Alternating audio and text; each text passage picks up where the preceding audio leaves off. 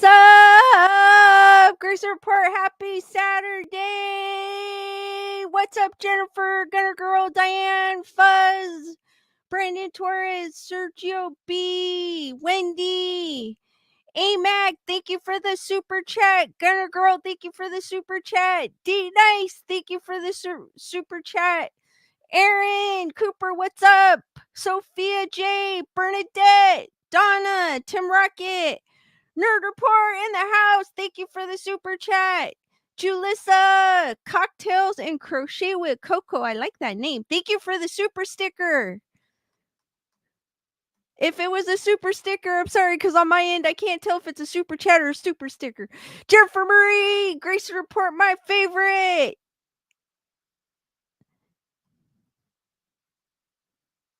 Chris Barber, Matthew with the Lewis. James S., welcome to the Wolf Pack. That's okay, Donna. Aaron Cooper, what's up? Matthew going, Lisa is an angel, Lewis is a troll. Lewis Ricks. Fuzz Goes Nirvana is a boy band. Don't listen to them. Tim Rocket, what's up? James S., thank you for the super chat.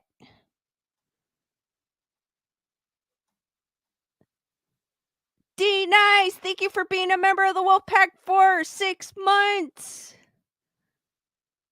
Andre, thank you for the super chat. Tyrana, thank you for the super sticker. Spirit of the Trees, Randy, what's up? D Nice shooting questions already. I'll get to your questions in a minute, D Nice. Alice, what's up? Lenore, what's up? Andre, thank you for the super chat. Raven Rose, what's up? Stephanie, what's up? Matthew with the raid. Sweet One is stalking Lewis. Sounds cool. Kevin Reed goes, your friend sent me. Awesome. Peg, what's up? Delay Lux, what's up? Nerd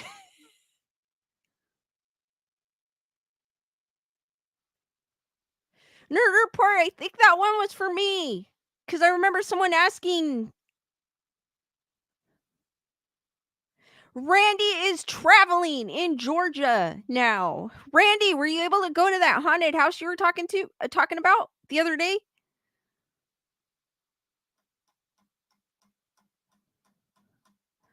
All right, D Nice is asking, do you prefer paperback or hardcover books? That or Kindle? The only reason why I prefer, actually, I like hardcover books, but the only reason why I like the Kindle, because you can take the books wherever you go. So I thought that was kind of cool. D Nice is going, land or ocean. Where would you rather live the rest of your life? I would love to live in a cabin in the woods next to a lake. I'm a woods lake type person. And then I think D Nice also asked what kind of candy I'm gonna give out. I don't usually give out candy on Halloween. I'm one of those Halloween Grinches.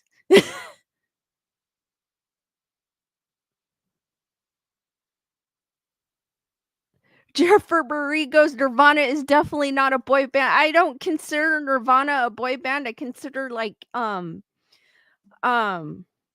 I always call NSYNC instinct, and I was trying not to say instinct. NSYNC, Backstreet Boys, some of the K-pop bands, I consider those boy bands. I don't consider like who's like a hair metal band. I don't consider them boy bands either.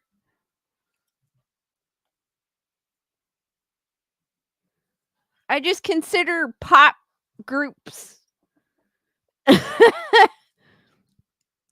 And Stephanie, I do not consider Linkin Park a boy band either. Even though, wait a minute, D Nice, I'm not talking any crap about Backstreet Boys because I did listen to Backstreet Boys at one point. I did like them. I will admit that. Tammy, what's up? Hanson. Amex says Hanson. I don't know. I don't know about Hanson. Cause Hanson, I don't. They're pop, but I don't consider them like super pop. I don't know why. Martine says I'm vegan, so on Halloween I pass out lettuce. That's cool. I mean, I like salad. So Spirit of the Trees goes, yay, Lisa's sound of my Nerd Report goes, it doesn't matter. It's not, they're not boy band. I don't consider Linkin Park a boy band. And then Nirvana isn't pop. They're grunge.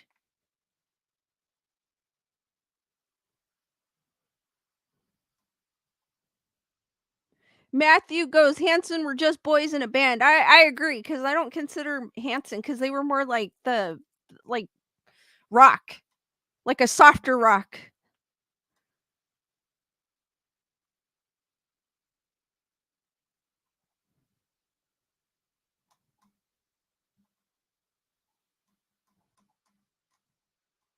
Wendy goes, same.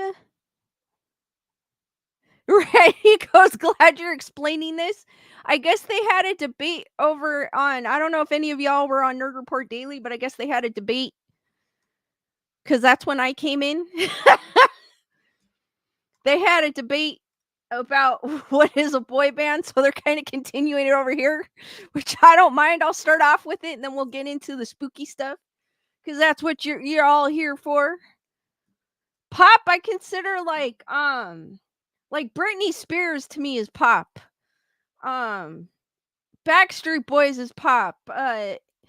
NSYNC is pop. Justin Timberlake, he's pop with a little bit of dance music mixed in because he kind of tries to do some dance music. J-Lo is pop. Lady Gaga is kind of pop, but she's more in the dance genre, I think. I like Lady Gaga though, so I can't say nothing about Lady Gaga.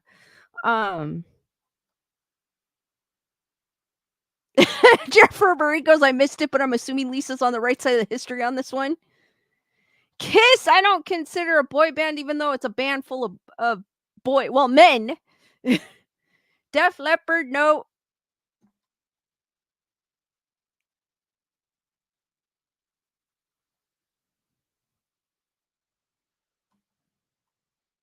Trying to think, yeah, Britney Spears I consider pop. Whatever they play on, well, I can't say Kiss FM because that's just Kiss FM is a radio station here, so you probably wouldn't know. And thank you for the super chat. How do you organize a solar eclipse party? You plan it. I didn't get to see it because I was inside working. I kind of saw it on TV, which I thought Don is asking Twisted Sister. I don't consider them pop or a boy band. Jackson 5 maybe, but Jackson 5 I felt like they're from a different time period. I mean, yeah, they were pop, but I feel like Jackson 5 is like different in a different category. Lewis Ricks goes, Lisa, do you think eclipses can affect your behavior? I think it can because it's a weird energy going on. Well, like I feel like there's an energy that's created during an eclipse. So I feel like, yeah, it can. Even though me and my coworkers were joking that we had to go home because of the eclipse because it was affecting us.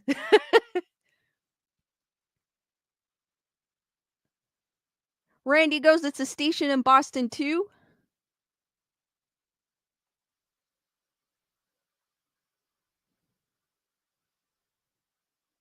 Oh, there was, who else is there? There's another boy band, but I can't think of. Then there's like these other ones that popped up when I stopped listening to pop. Brandon goes, the eclipse affected Lewis into thinking Nirvana is a boy band. D Nice goes, y'all pissed me off looking at the sun. I posted a demonstration on Telegram of how to view a solar eclipse. Jennifer Marie's asking, would I pay an extra $10 to avoid a $3 delivery charge? Yes, I would. But it better be something that you need or want. I've kind of done that to get 1-day shipping. So yes, I would. Christy, 98 degrees. That's a boy band. Project Metal Music, what is up?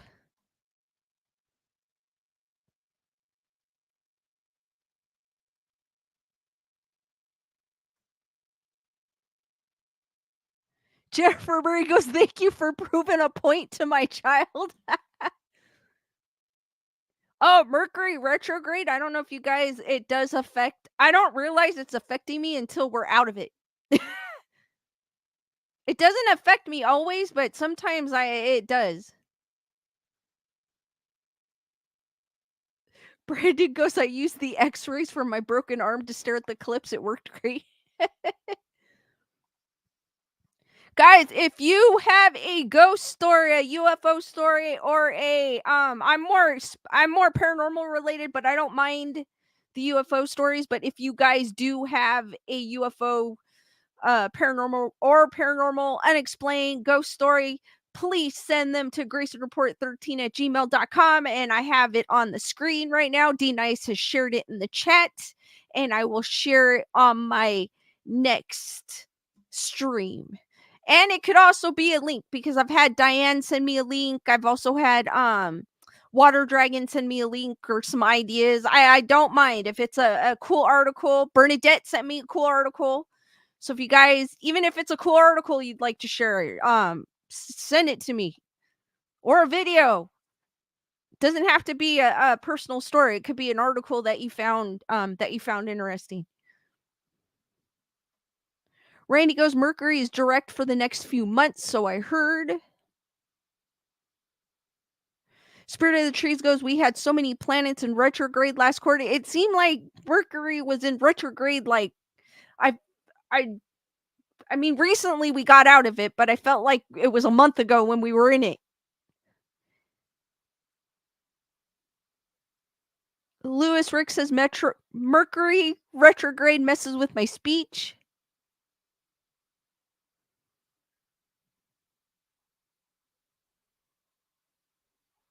Sweet One goes, I'd show you my ghost, but it's invisible. Oh, D Nice, I read that because we actually had a Friday the 13th in October. And D Nice theme fun fact, October 13th, 2023 is the last Friday the 13th that takes place in October until 2028. Following that, the next Friday the 13th of October will be in 2034 and 2045 and 2051. Thanks, Google. That is crazy. I did see that. Someone had posted that. I was like, I think it was D Nice that posted it in Telegram. That was crazy.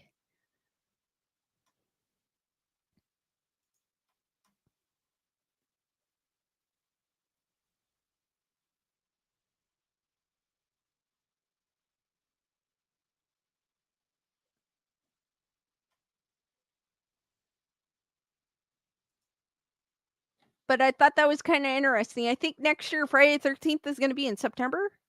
But still, I love Friday the 13th. So I don't care when it is. But it's extra spooky. In, no, it's more like 12 years. No, 11 years.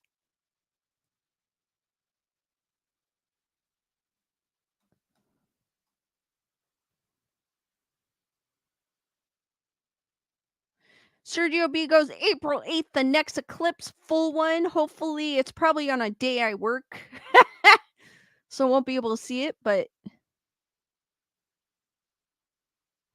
Cocktails and Crochet with Coco. I work in tech support. let's just say that Friday the 13th brings out the crazy. So I've heard so does the full moon. D Nice is asking lettuce or spinach. I like both. I like a mix.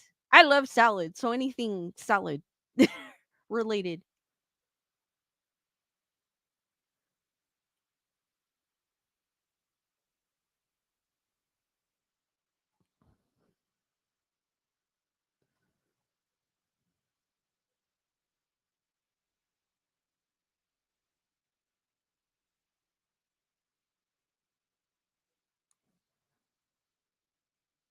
Alice is up every 11 years.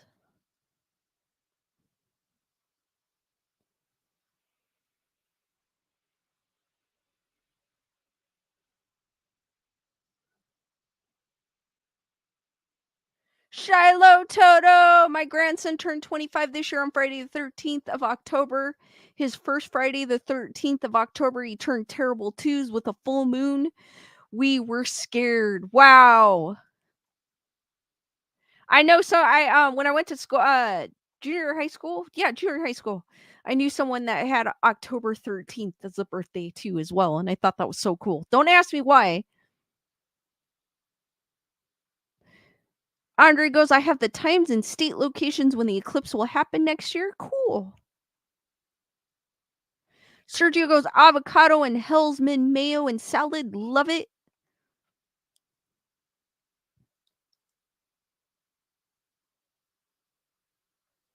Spirit of the Trees said last night was crazy for us. We went to an acid bath tribute band. It got wild, mosh pit and all. Cool. Chris Barber goes, wasn't a full eclipse for us.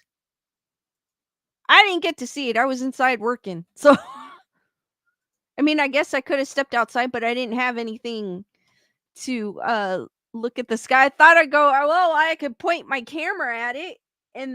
But then I don't know where in the sky it was. So I thought that's not a good idea.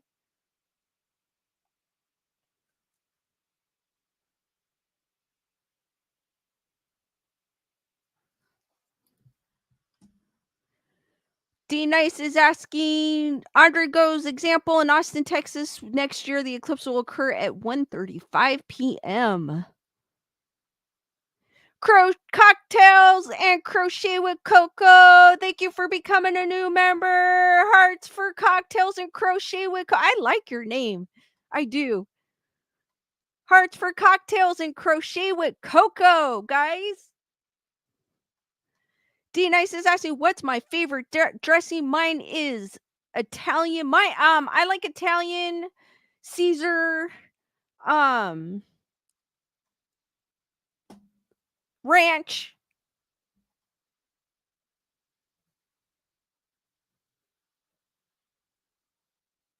Delay Lux says welder's glasses from Walmart for under $5. I didn't think of that. Next time. Wendy goes, I didn't see it, but was affected by it. Thank you, Anne, for dropping by.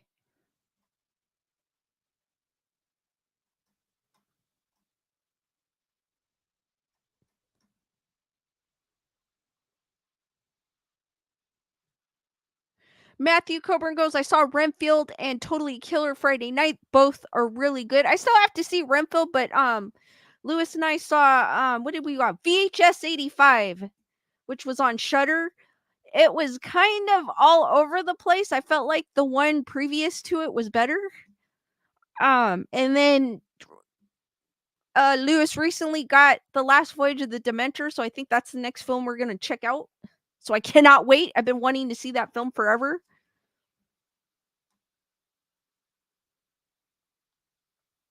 Sweet One goes, my favorite is Asian Sesame. Oh, I like that one too. Chris Barber is saying peppercorn ranch. Spirit of the Trees, balsamic vinaigrette, salad, and ranch on pizza sometimes. I like balsamic vinaigrette too. I like all salad dressings practically, except blue cheese. I don't like blue cheese.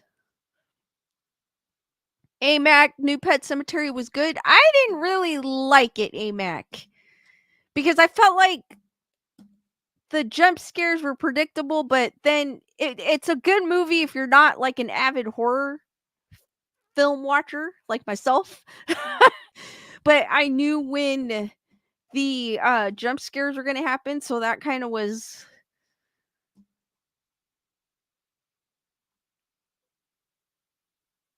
Delayed Lex goes, the animals were acting up in the backyard. Birds were squawking a bit. Oh, it's on Amazon Prime? Oh, I didn't know Renfield was on Amazon Prime. I have Prime. I just didn't know it was on there.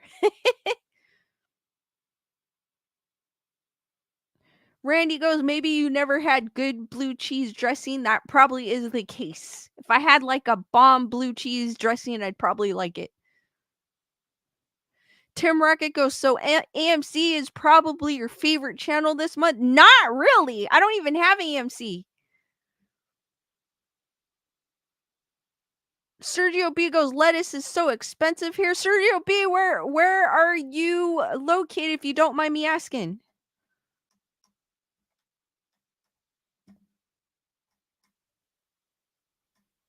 Matthew goes, Caesar. I love Caesar. Like, I was on a kick with Caesar salad. Well, I'm gonna have to catch Renfield.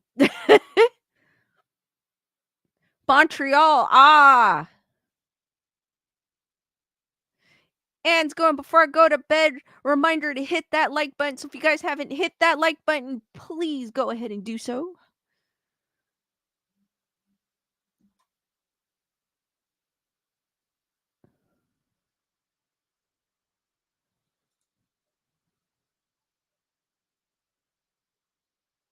Diane goes, making a strawberry romaine cucumber salad right now. Oh my gosh, Diane, that sounds amazing. That sounds amazing. Randy goes, gas is cheap in Georgia. I think gas is cheaper in every state except California.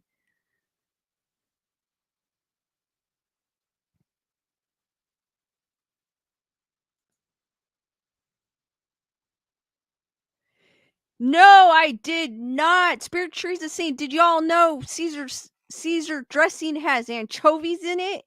No way. I might have to stay away from it because I don't eat meat.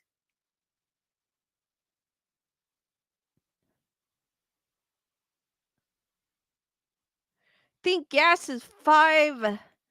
It actually went down. They want to say the gas went down, but it still needs to go further down. I think it was like 5.50 something. But it depends on where you're at. If I go into LA, it's like 20 cents more. Depends on where you're at. The more toward LA you go, sometimes the more in toward San Bernardino you go, it goes crazy. I will Spirit of Trees. I'm gonna have to check that out because then I'm gonna have to stop putting Caesar. No, I don't eat any type of meat at all, sweet one.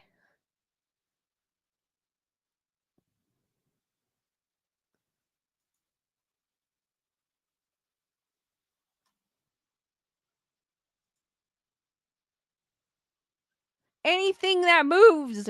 I know there's some people that are pescatarians that only eat meat fish, but I don't eat fish either. I'm not a vegan per se, but I'm a vegetarian.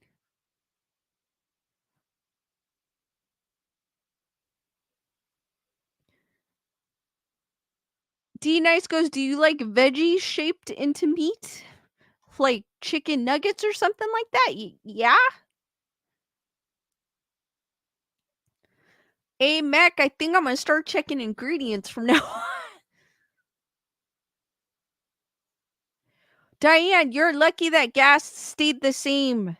Gas has been the same for about a year, 5.39. We went up to about, I think, 6 something. And I 6, little over 6, and then I think in some places it was almost 7. It just depends on where you go. Like LA, the gas prices are ridiculous. That's why I try not to get gas over there. D Nice, there was a point I thought the both of you were vegan. I started off vegan. I did it for about a month and then I realized I was at a work function and they had ran out of all the vegan food because I guess everybody wanted to eat vegan that day. That usually happens. And they were like, "Well, we can make you a veggie burger, but the bread has egg in it." And I was like, "I don't care. I just need to eat." And from that point on, I just kind of I remained. Oh no, he fell.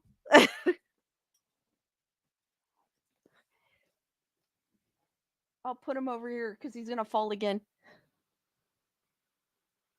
Unless I could put him up and he stays, but he's probably gonna fall again.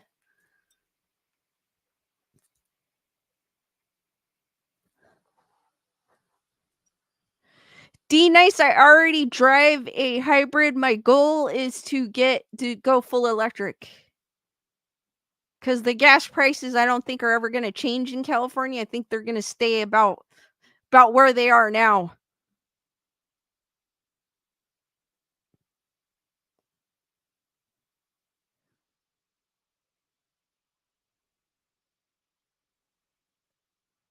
No, spirit of the trees, you just broke my love for Caesar dressing. AMAC, I have not seen the new Mission Impossible yet.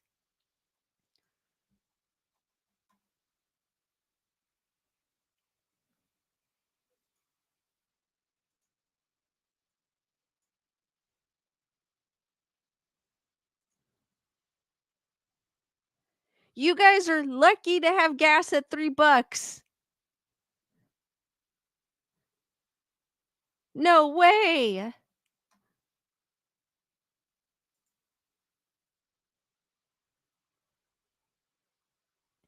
Sweet one, I do eat cheese. I'm not too much milk, but if it has it in there, I'm fine. Eggs is just not too much because it does upset my stomach.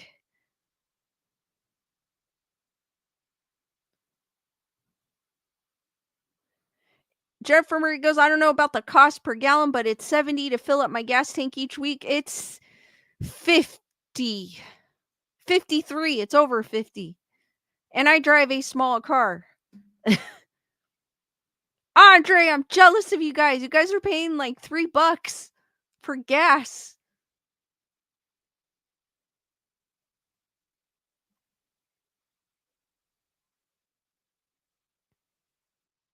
Randy Garden goes, I eat egg whites. My body feels better. You and I care. What's up?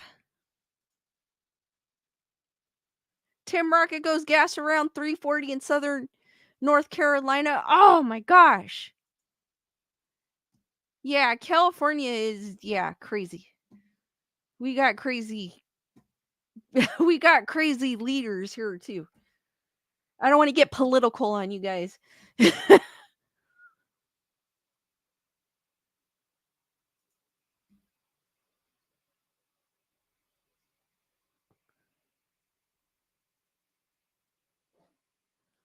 Andre goes, move out of state to save on gas. It's either that or go all electric. That's why I see 20 Teslas on my drive home. Literally. Like every other car, it's a different Tesla, but it's a Tesla. It's like, okay, there's a Model 3 in front of me. There's a Model Y passing by. I'm like, what the heck? Whoa, Marloco, me with an expedition for 100. Wow, that's crazy. Christy saying almost $4 in Outer Banks, North Carolina. That's still not bad considering what we're paying. Sweet One says, I think we're 159 a liter down the road today. Not bad. Fuzz goes 380 in New Jersey. I don't need to fill up yet. I'll probably fill up Monday.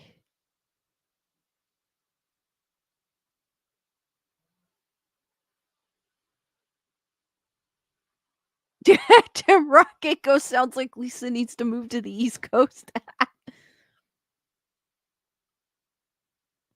Audrey goes, win the lottery and buy a Tesla. Every Powerball winner has been in California. You need to. Seriously, in this state, you need to. You literally need to. It's that bad. Even with a hybrid, it's still Fuzz goes, "Yeah, but the cost of living out here on the East Coast is wild. That's probably just as about as much as living on the West Coast."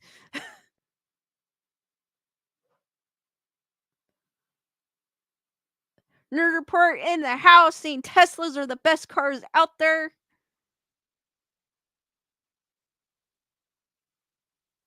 Sweet one, I need a fill up. I have 2 bricks left. My gas gauge measures gas and bricks. Mine does too. Sideway sideway horizontal bricks. And then I have 32 miles per gallon left. That's the only thing I like with the new technology. I don't like anything else. I feel like all the sensors that they put on cars nowadays takes away from driving, like your sense of driving. And people still get into accidents with with all those sensors on the car that tells you when a car is next to you. They still get in an accident.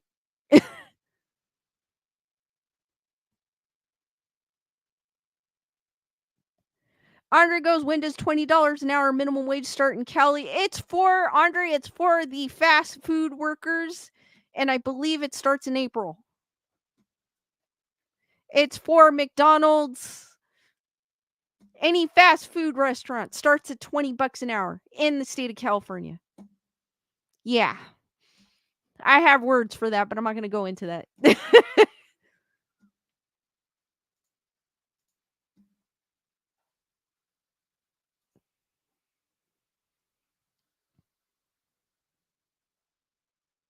D Nice goes, my dad sometimes likes to drive the Tesla like a sports car. She owns a Corvette and Porsche. I got anxious, even though it drives smoothly.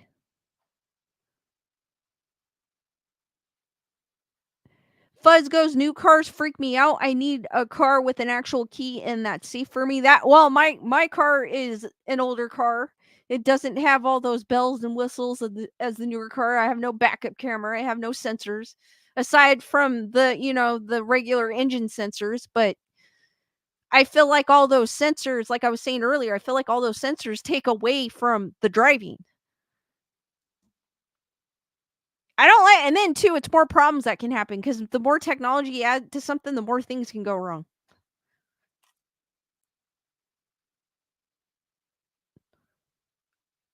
But I feel like people driving those cars won't have the sense of driving like I do because I don't use those sensors or I have never used those sensors. So I feel like it's a good safety, added safety thing, but I feel like it's going to take away from those new drivers that they won't be able to they won't be a good driver because they're depending on the sensors and not their senses.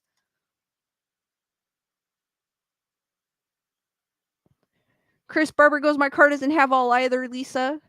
Sweet one, I have a backseat driver. That's my sensor system.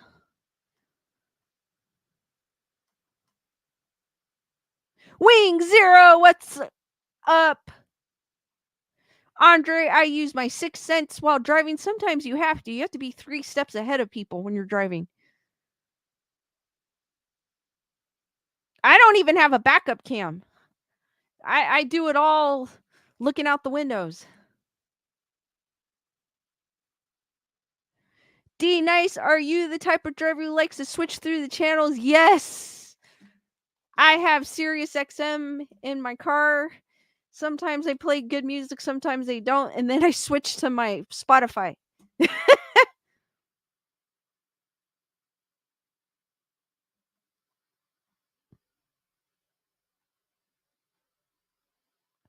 Thank you, Wing Zero. Love the hand on your chair. It's Thing. He came to visit. I was trying to think of a cool story, but there's no spooky.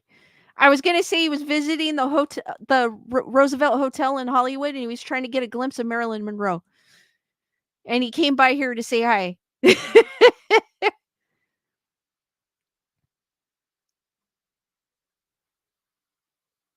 Diane goes, I agree. You need to learn how to use your mirrors.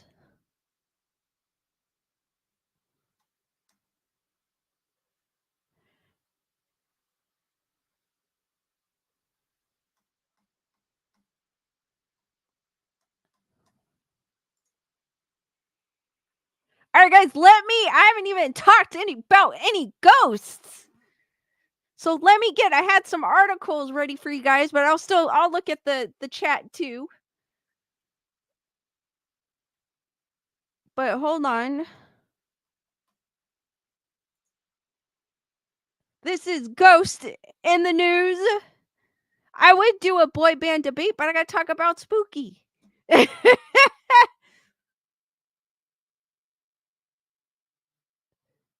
I gotta do the spooky thing because I spent some time finding these articles. So we're gonna get into the spooky. We could get into the boy band debate after I finish my spooky. So anyways, as I was going through Ghost in the News, I also did Paranormal in the News, because when you do Ghost in the News, it was popping up with the ghost tours that are happening in various areas right now. Have any of y'all gone on a ghost tour? Damn Rocket Ghost. So talk about dead boy bands then.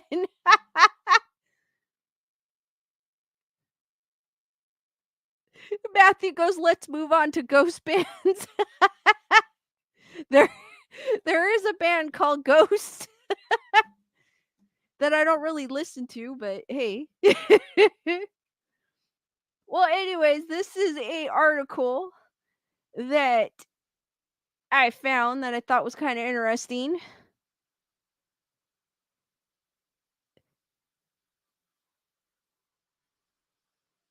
Yes, you and I carrots thing. He'll fall off though, because he's just kind of there. So this is on northcentralpa.com.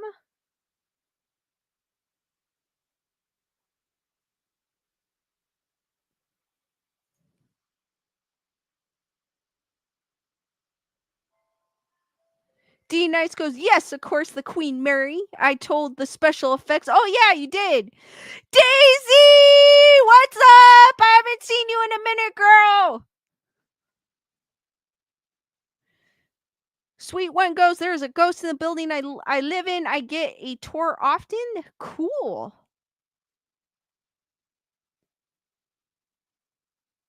Cocktails and crocheting with Coco. Nope. As much as I like scary movies, I'd like to punch a zombie in the throat out of instinct with a jump scare.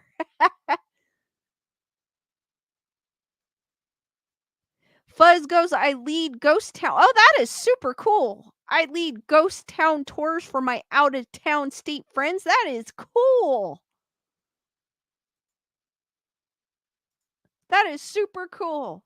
Well, this one is from, as I was saying, northcentralpa.com. They have 47-degree weather with rain. Oh my gosh. We're supposed to be in the 90s again this week in California. I want some fall weather. Lycoming County ghost blamed for historic fire.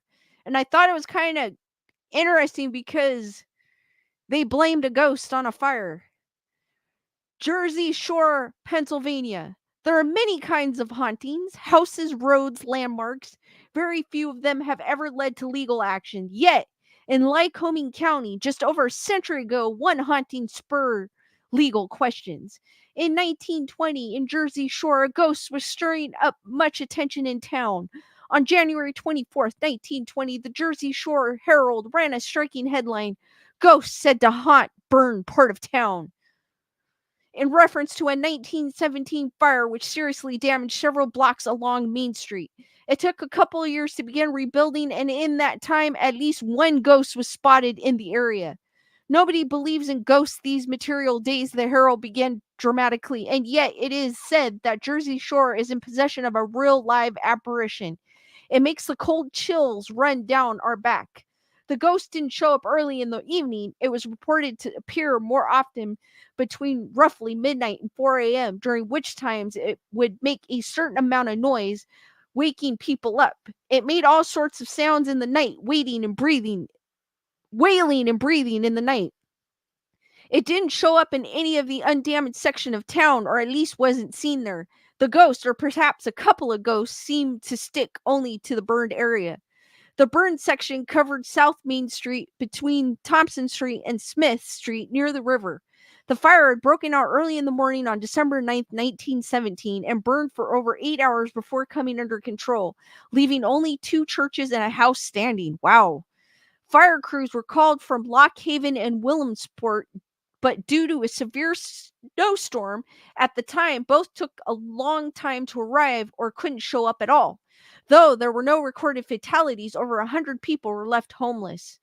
Nobody ever figured out the case of the ghost or ghost. Their shared trauma could have contributed to the experience of a ghost in the area, or perhaps the ghost was previously haunting one of the local houses, having died there, and the fire released it into the greater community. The haunting seems to take on more than one physical appearance. The ghost was sometimes reported to be tall and thin, with a skull like face that spit out smoke and sparks as it floated. Perhaps it could change appearance, or perhaps there were more than one, as it was sometimes described as wearing white robes that sparkled in the night. Other times it was a cloaked figure with arms made of fire.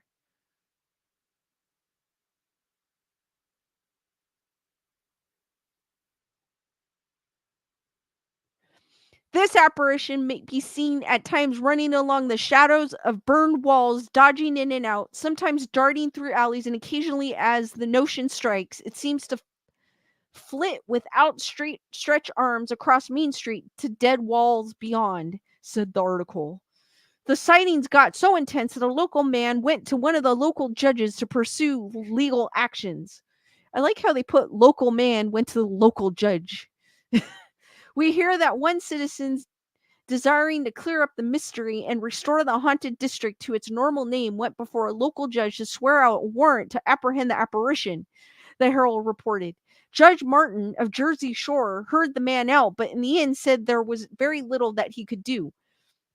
Spirits were somewhat out of his jurisdiction, said George Martin, and he didn't have any constables capable of making an arrest that involved a ghost. They could not incarcerate the wild spirit that sings and cries and shrieks and moans in the fallen walls and debris. Eventually, the neighborhood was rebuilt and sightings seemed to have tapered off. This October, the citizens of Jersey Shore may not see the ghost from 1920, but perhaps keep the number of the local judges handy just in case.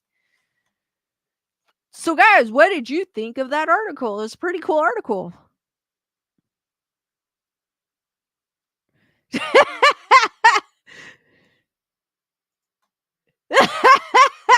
Besides the ads, as Tim Rocket pointed out. Daisy's going 45 people and 36 likes. The numbers don't match up. People, smash that like button. D Nice goes, the leggings are creeping me out. Andre goes, a ghostly blaze that was too hot to handle. Wendy goes, my aunt lived on Elm Street. Hey, that's actually kind of cool.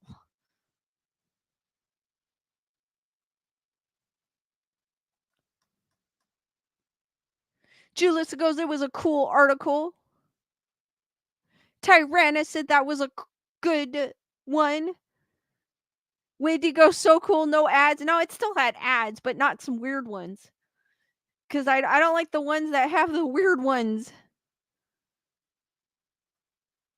I mean, leggings and oh, this was kind of cool. Wait, hold on. This ad was kind of cool though. The one off to the right here.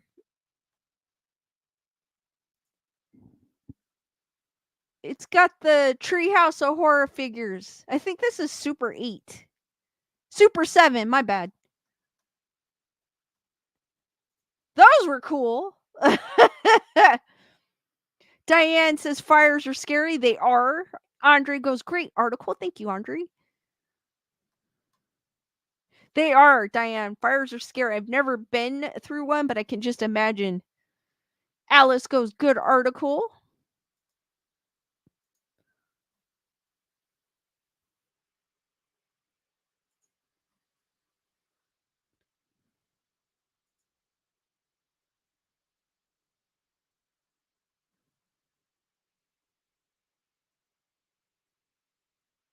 Spirited Trees goes, yes, neat article.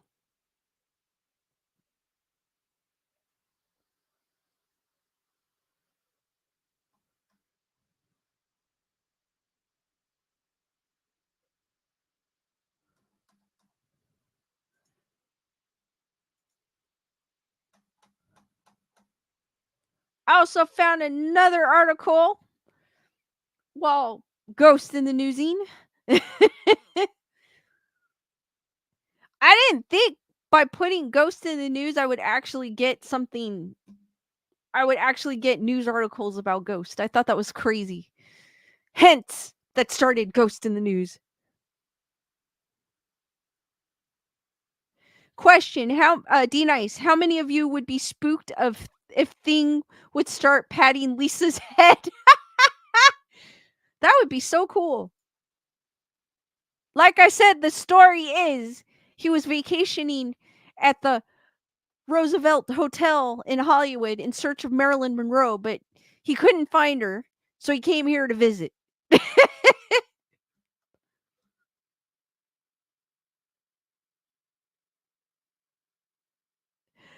Cocktails and Crochet with Coco says, don't think any of us would be spooked as Lisa would be.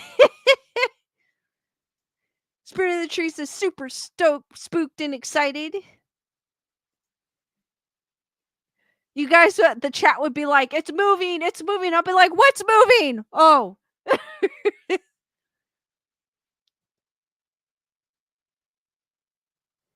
Down with hashtag ghost in the news. So this one comes from the Nerdist. And it happens to be one of my favorite slashers. It says a Jason Voorhees statue lurks at the bottom of a Minnesota lake. No matter how much Jason Voorhees has scared us over the years, we can take solace in the fact that he is not real.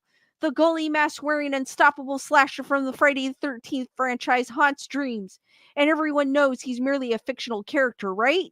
But something tells us that knowledge isn't particularly comforting for scuba divers in Minnesota when they unexpectedly come across his statue at the bottom of a mine pit.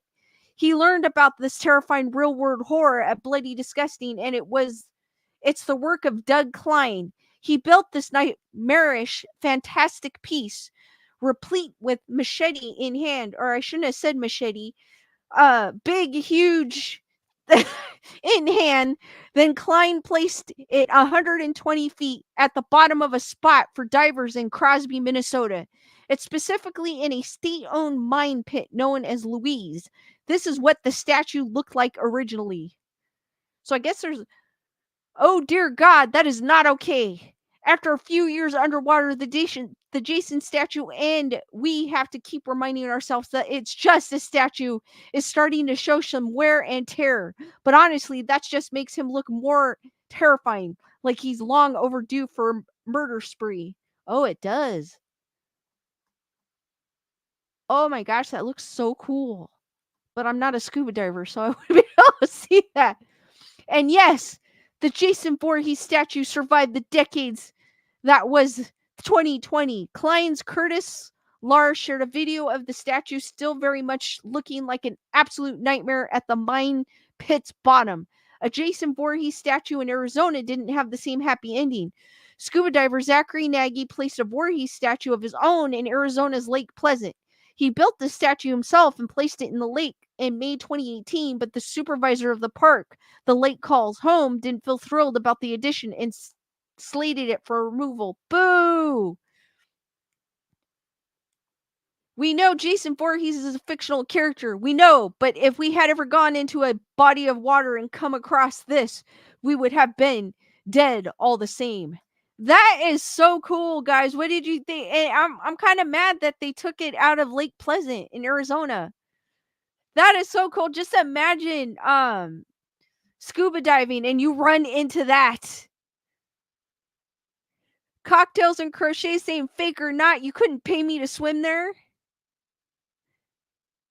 Tim Rocket goes Crystal Lake, right? Fuzz goes cool. Aaron Cooper, so perfect.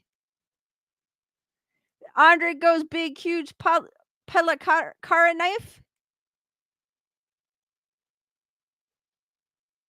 Whitney goes, I will go behind Lisa and film.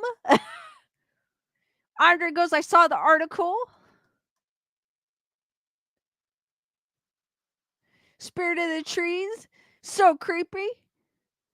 And bringing you all with my walk with to walk, my buddy. Cool, spirited trees. Enjoy your walk. I hope it's a beautiful evening and not too hot. Wendy Marino goes, Jason is my nail art tomorrow. Wendy does nail. Oh, that's cool, Wendy. You got to share a picture.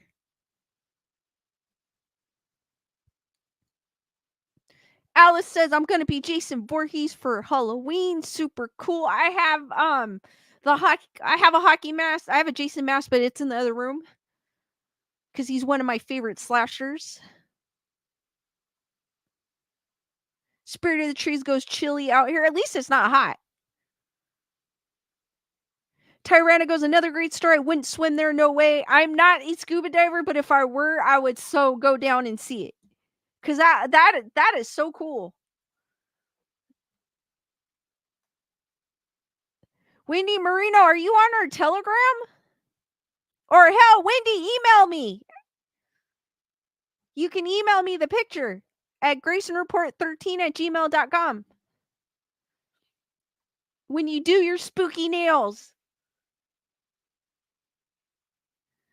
Andre goes, I want to see the scuba diver reacting video. Seen that?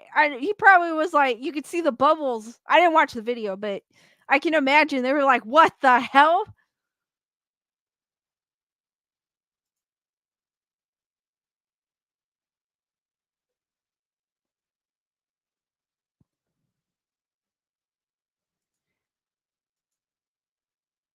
If you're Wendy, if you're on the Telegram, you can share it on the Telegram for us to all see. I'm sure everybody would love to see your spooky nails.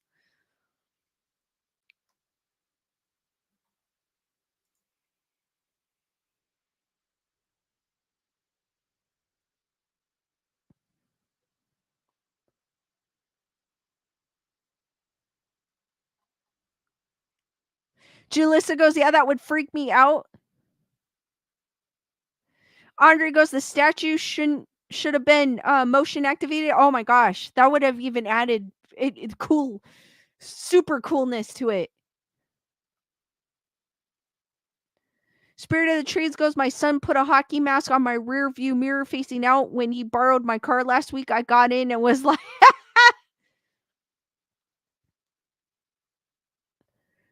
Lenore, glad you can make it. Oh, D Nice, I did not put the alien lovemaking music on. I always forget to put it on. I guess we'll go with this one.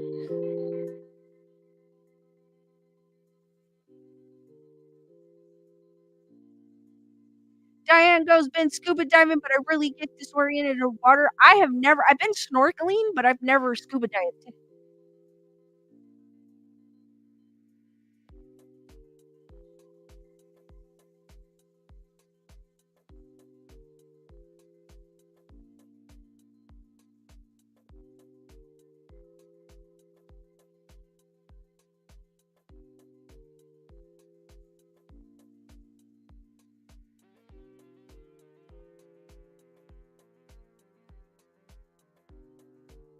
Oh no, I clicked off the article I had.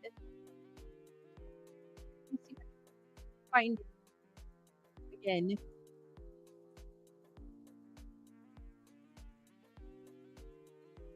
Be nice, the thing lifted its pinky.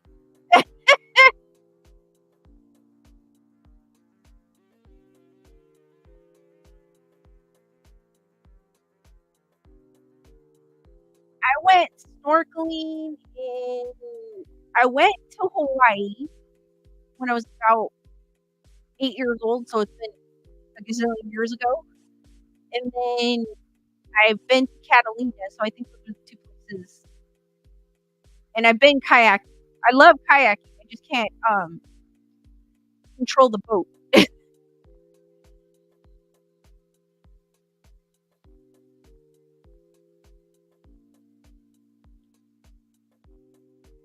Alright, on to the next. This one's from the New York Post. And it says click off of this. It says paranormal activity terrorizes family. We're not going to let this thing run our lives. Is their house haunted, or is this a bunch of ghostly gobbledygook? A Pennsylvania couple is sending shivers across social media after recording the so-called paranormal activity in their house, which evokes something out of a found footage horror film. Papa John's pizza employee Jorge Luis Cruz Molina and his wife claim their house in the aptly named Erie, Pennsylvania is haunted, as evidenced by multiple inexplicable occurrences. In order to prove their imaginations aren't just running wild, the petrified pair have posted footage of the alleged ghostly phenomenon on their TikTok, where they boast over 150,000 followers. I'll show you the video after I finish the. Oh my God, ads! We're not gonna let the thing run our lives. We're gonna continue to try and do anything we can to stop this activity. The family wrote in one recent post, alongside a chilling video that shows a door shutting, lights flickering on the wall, hung crucifix spinning on the wall. In one of the unsettling clips, Melina's wife can be seen freaking out and screaming for her husband as her bedroom door suddenly closes and stuff falls off a shelf. Other clips purport to show objects levitating, chairs rocking by themselves, fridge doors opening on their own, and other seemingly spectral events seemingly ripped from Toby Hopper's 1982 classic Poltergeist. Why does that look like it's spelled wrong? Meanwhile, their most recent clip shows a doll switching its sitting position on a chair. Ooh. It's yet unclear whether these inexplicable occurrences are evidence of paranormal activity. However, these aren't the first clips to set the Ghostbusters horoscope a tingling as of late.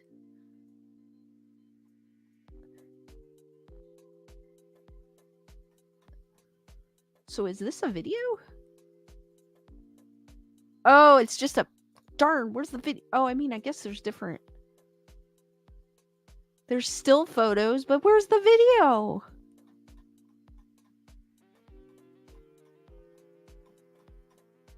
Aha!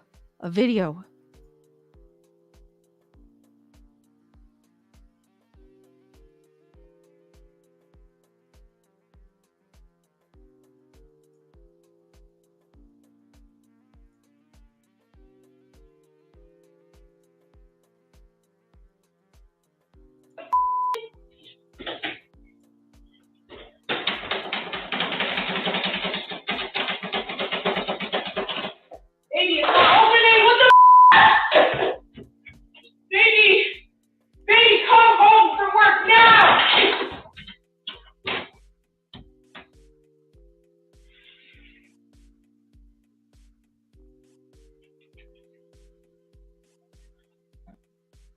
Oh, he's hungry.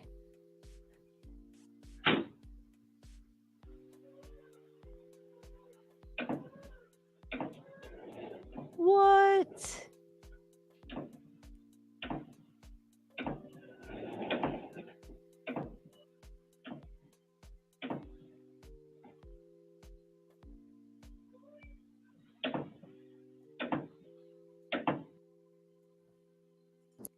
What do you guys think of that video?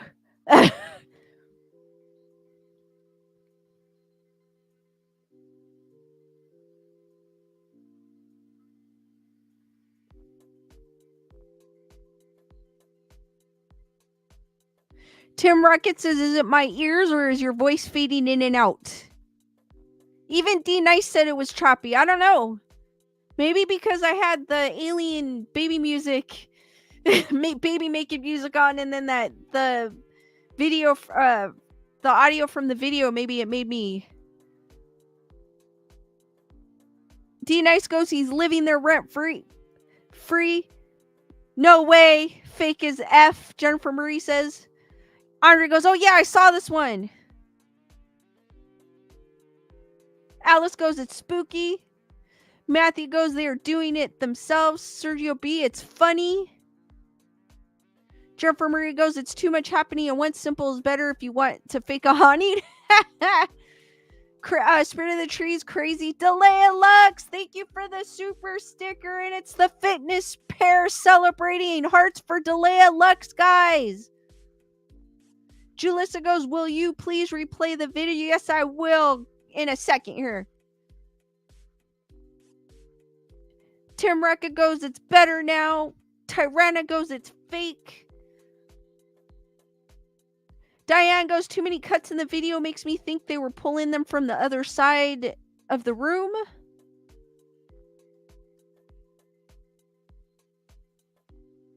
Alright, guys, let me see if I could...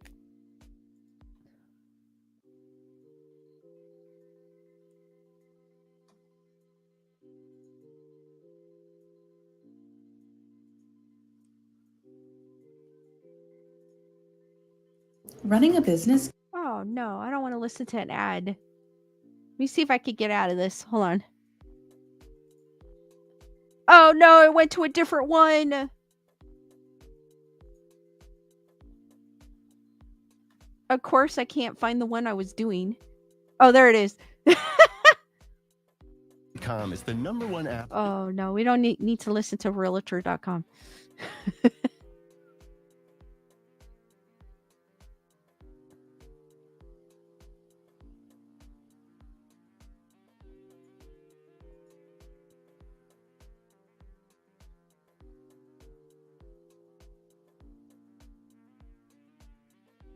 Oh my god, this is a long ad. Baby,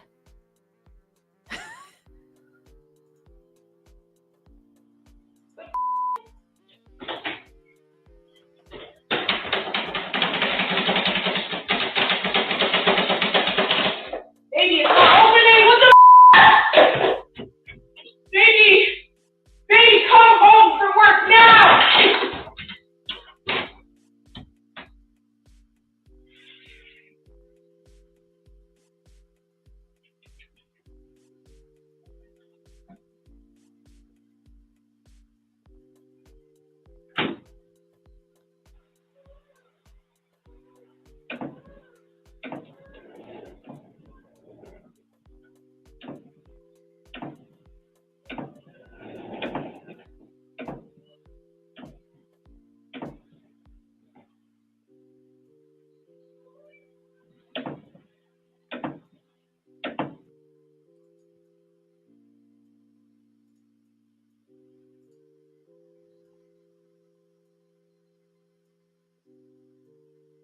Sweet one goes, maybe play it slower so we could look for the strings and stuff. Andre goes, when action in the bedroom turns ghostly. Wendy goes, I charge my spiders rent. Diane goes, the ghost wants to buy a new house. Tim Rocket goes, thin fishing line is hard to spot in low quality video. Matthew goes, shaking the door so hard that stuff started moving and fell. Andre goes, her dead ex came back to visit. Cocktails and Crochet goes, that's a nope for me. Jennifer Marie goes, I've lived in haunted houses. It's never so like that. Spirit of the Trees goes, I find that when it's over the top, it's questionable. Yeah, there was too many things moving. Like, in the one, it was like the trash can moved, then a door opened, then the ghost got hungry and decided to open the refrigerator. So, I want to give it an A+ for creativity, though. Like, I feel the same way as you guys. It kind of, there's too much going on. Cheryl King, what's up? Julissa goes, too much activity, has to be fake.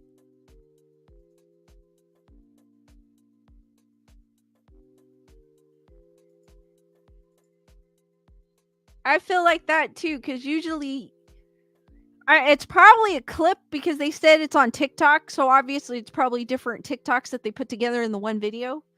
But still, you don't always catch activity, and I feel like that's like way too much. So I agree with you, Julissa and Jennifer Marie on that one. But it's cool to watch though. Super cool to watch. Sweet One goes, when we lived in England and our neighbors went on vacation, my mom had to go next door at 8 p.m. every night to turn the water off in the bathroom. Whoa, that is crazy. Oh, my eyes are green because of the reflection.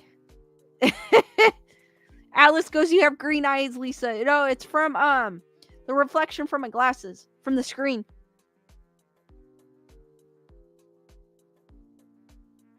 Windy Burrito goes, click, click, boom. That's a great saliva song, if you guys are familiar with that one.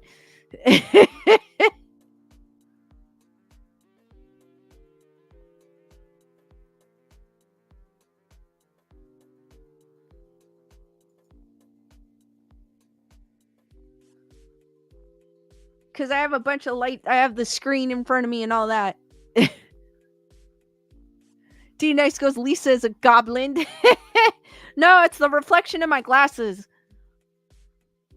That's why I'm always amazed when you'll still always get, when people wear glasses, even like the highest production, I still see like the ring light. I'll see the reflection like a corner, because I'm like, oh my god, how did they not get the light? And I'm like, I always look and they always catch. I could see the reflection, like what the person is seeing in their glasses.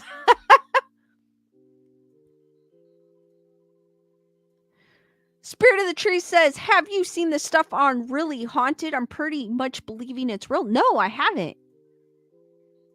Julissa goes, is Saliva a boy band? No.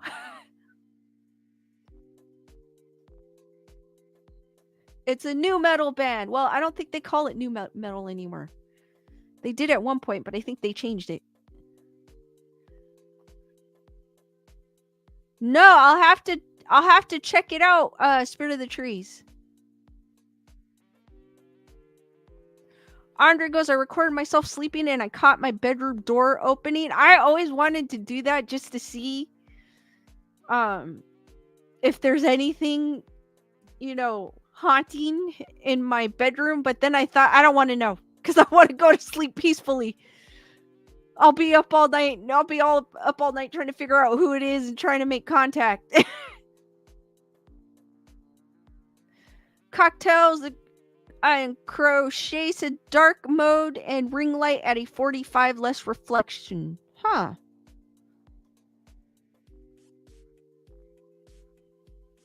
I actually have it. It kind of is at a 45.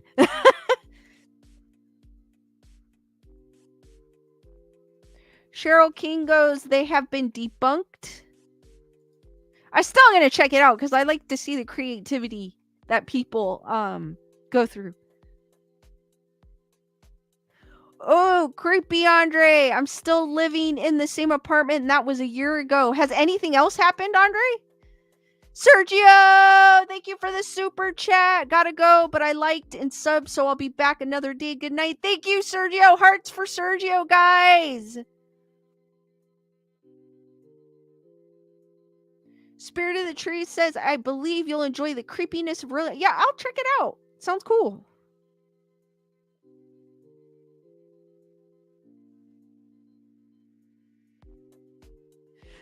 Cocktails and crochet goes, A, I don't want to know if my place is haunted, and B, I'd like to live in denial that I don't snore. That too, I don't want to know if I snore.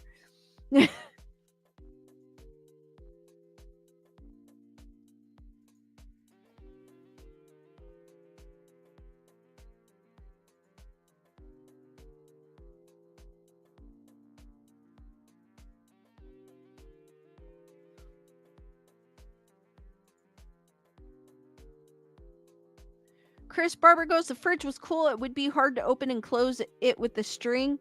I thought that was kind of cool. But it slammed too. So that was kind of crazy. Raven Rose, I have a toast who likes to lock the doors while you're outside.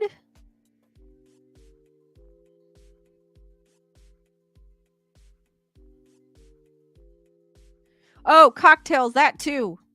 And plus, too, if you caught something and you tooted and you wanted to show someone that you caught paranormal activity while you're sleeping and the two happen to be involved in that, that'd be kind of embarrassing.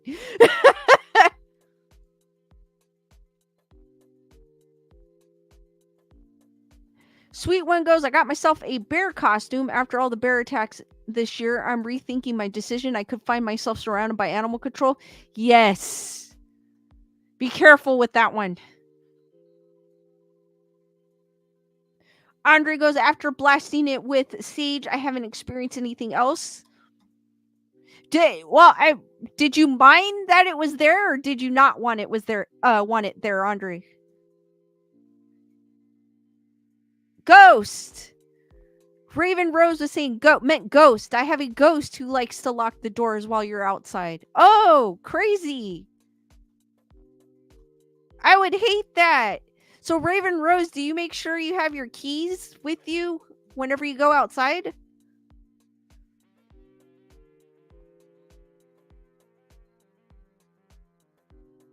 Sweet One goes, the cupboard door opened all the way to the other cabinet would be hard to do with string to. The table I'm not sure about.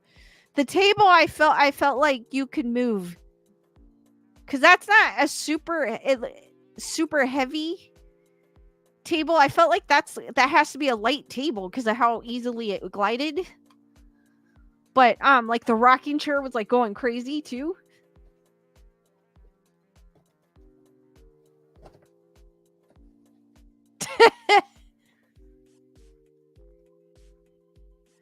Andre goes, after seeing the video, I said, I ain't got time for this, and boom, the sage came out.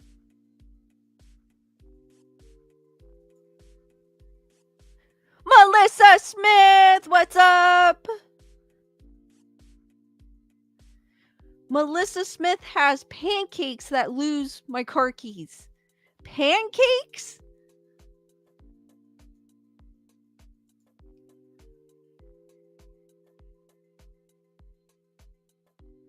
Wendy goes, I have little girls laughing on my white noise old cabin. What's the Wendy, what's the history on that old cabin? I know you've mentioned it before. Raven Rose goes, yes, before that I had to wake my daughter up to let me in because oh, no way. That had to have been embarrassing.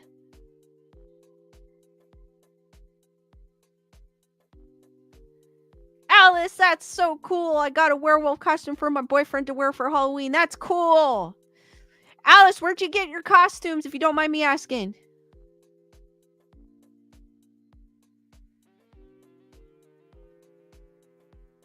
Again, if you D-Nice has posted the P.O. box. If you guys send me anything through the P.O. box, just make sure my name is nowhere inside on the letter. Make sure it's addressed to Lewis and put a letter inside for me, because they will return it back to you. So just make sure Lewis's name is on the package and he will give it to me, and just put a note inside.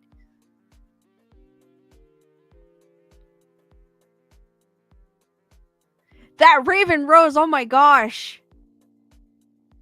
I would be panicking if that happened to me.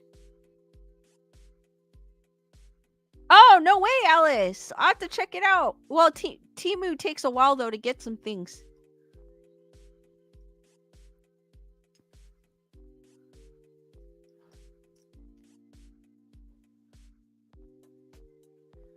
The reason is my name isn't on the P.O. box, so they'll return it. So make sure if you do send me anything through the P.O. box, make sure Lewis's name is on it, and then just put a note inside for me.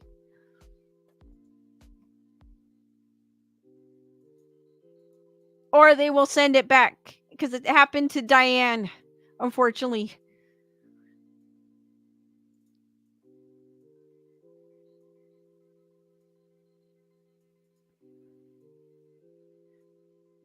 Only Lewis's name.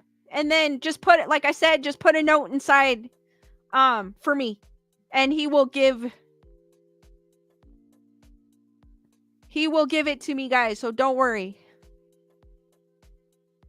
Chris Barber goes, most of my Temu packages show up in less than 3 weeks. I think I ordered from AliExpress and I got it in 2 weeks. That's where I got thing from.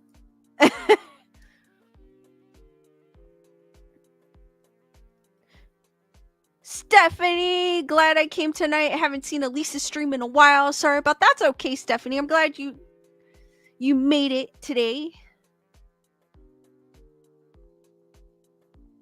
Raven Rose goes, yes, we always leave the door open a bit, have keys or our phones with us now. I don't blame you. I would definitely do that.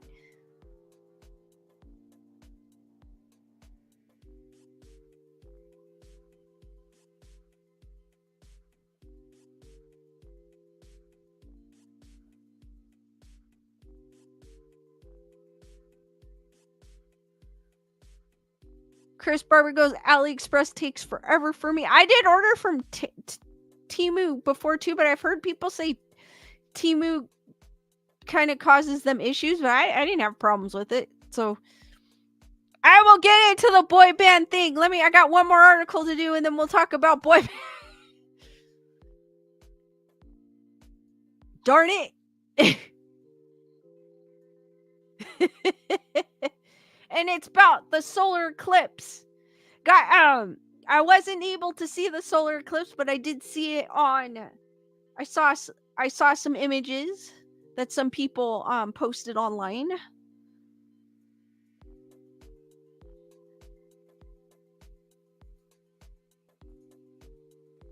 So this is from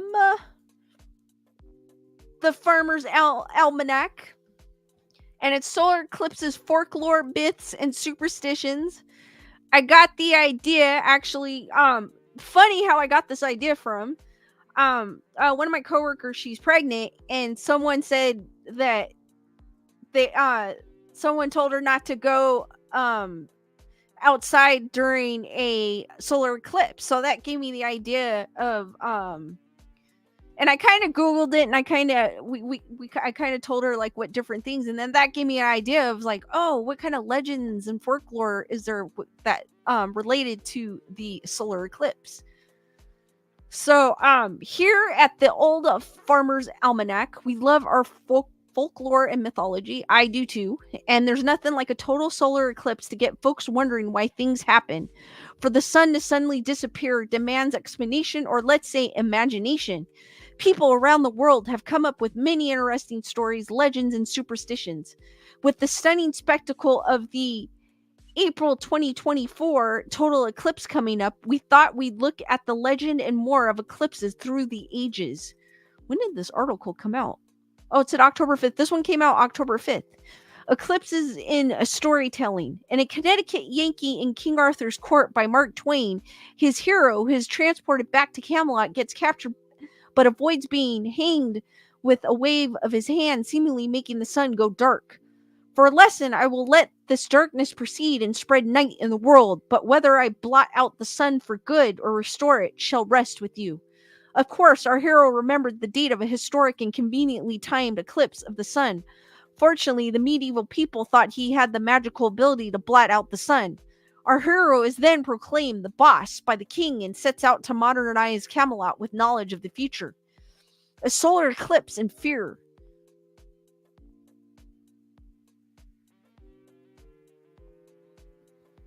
For many people in ancient times, a total solar eclipse generated fear.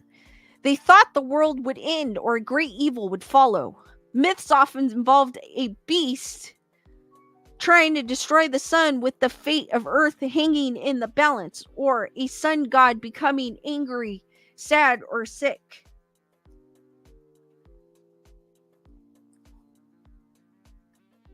For example, native people in Colombia shouted to the heavens.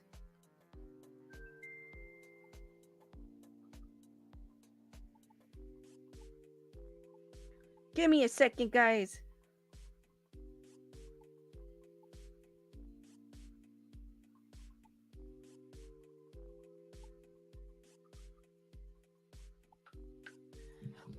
Native people in Colombia shouted to the heavens, promising, Andre, thank you for the super chat. Is there an app for lost ghost woman looking for a house to haunt?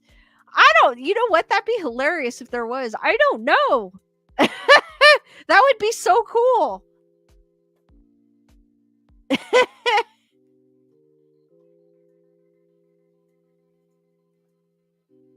Hearts for Andre, guys.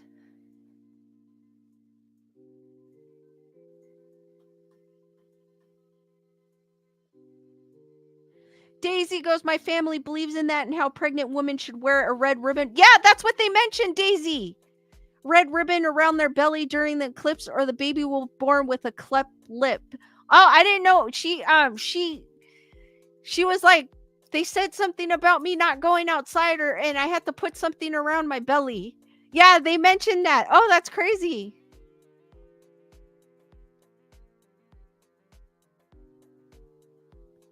One of my aunts didn't while pregnant, and her son was born with a cleft lip. Oh my gosh, that's crazy.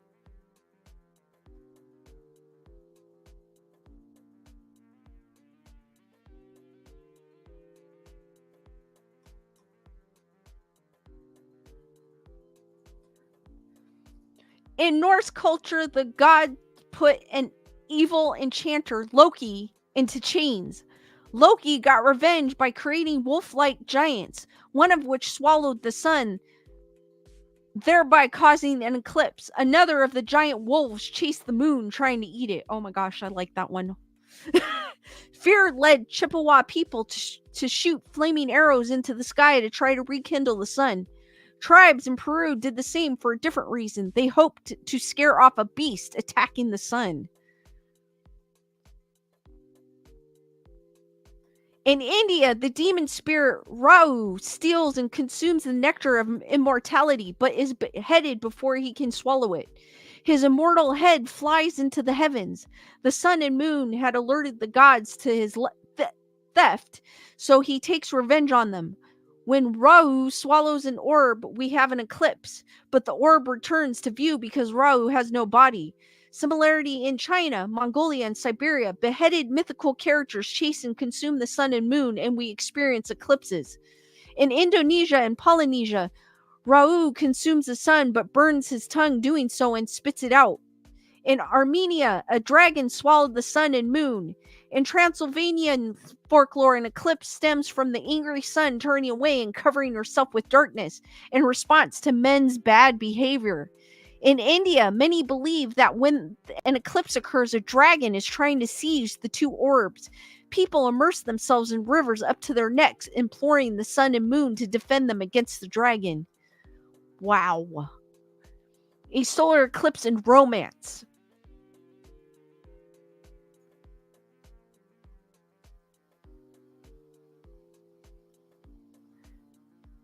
Brandon, or Daisy, I don't blame you. So you can just imagine how strongly believers they became of that myth. Definitely.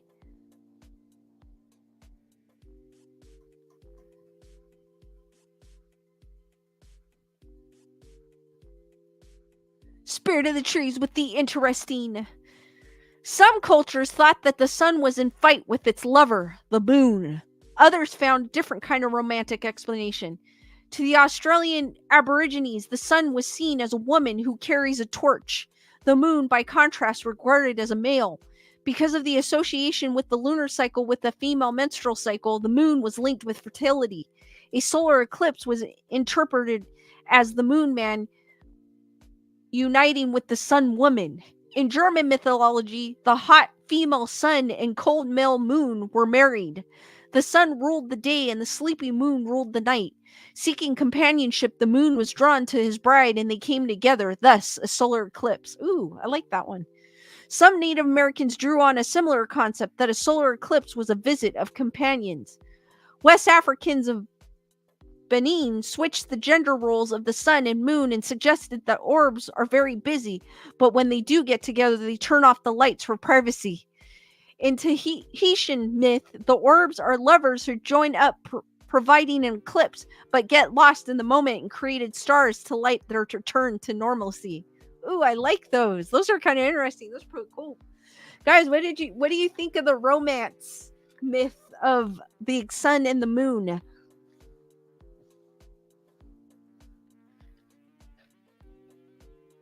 I kind of like those. Those were kind of cool.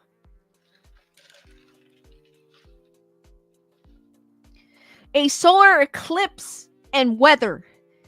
It's no surprise that weather associated with eclipse might spark some interesting theories. Panda Bear, what's up? Cheryl goes, very interesting romance. Panda Bear goes, I like them. Tyranna with the that's so cool. It's no surprise that weather associated with an eclipse might spark some interesting theories.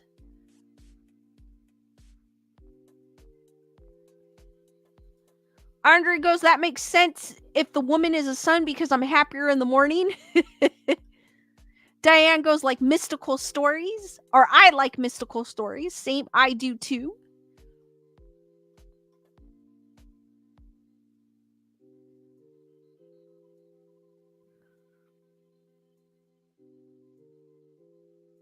Melissa goes, sun does all the work, moon just hangs out in its lazy orbit. The fog or dew or other precipitation resulting from an eclipse was considered dangerous. The Japanese thought that poison would drop from the sky and cover their wells. In Transylvania, they believed the eclipse could cause plague. Alaskan natives believed that the moisture and dew could cause sickness. Dishes were turned upside down, affected utensils were washed. Solar eclipses and human behavior. Even today, people still hold some fear regarding solar eclipses. As recently as 2010, during the near annular, very large partial eclipse, out of fear, people stayed home. Few were on the streets. Restaurants and hotels saw a dip in business. Many customers preferred not to eat during the event, and most schools closed when students did not show up. In Cambodia, in 1995, instead of screaming and banging during a solar eclipse, soldiers shot into the air to scare the mythic dragon from the sky. It was reported that the only scattered casualties were from the bees. In Baja California in 1991, astronomers were surprised by the weeping and wailing of hotel staff who were terrified by the onset of darkness. There are many more examples, but the human response that stands out the most is related to pregnancies.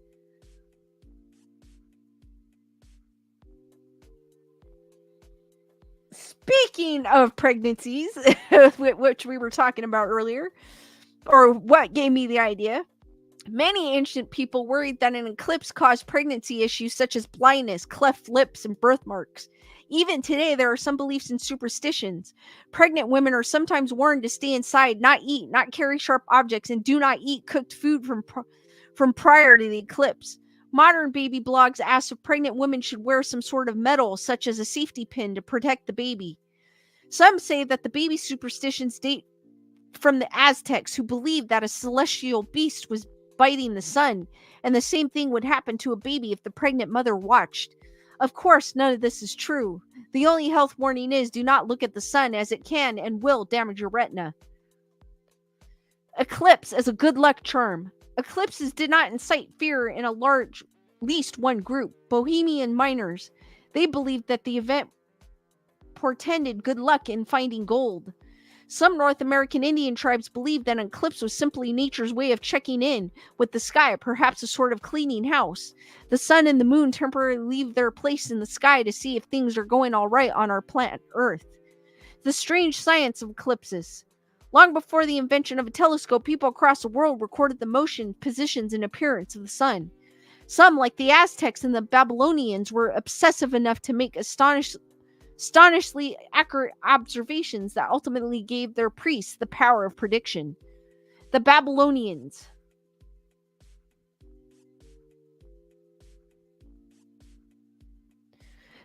In the 7th to 6th century BCE, the Babylonians noticed that an eclipse with all the same specific traits will exactly repeat after 18 years plus 10 or 11 and third days.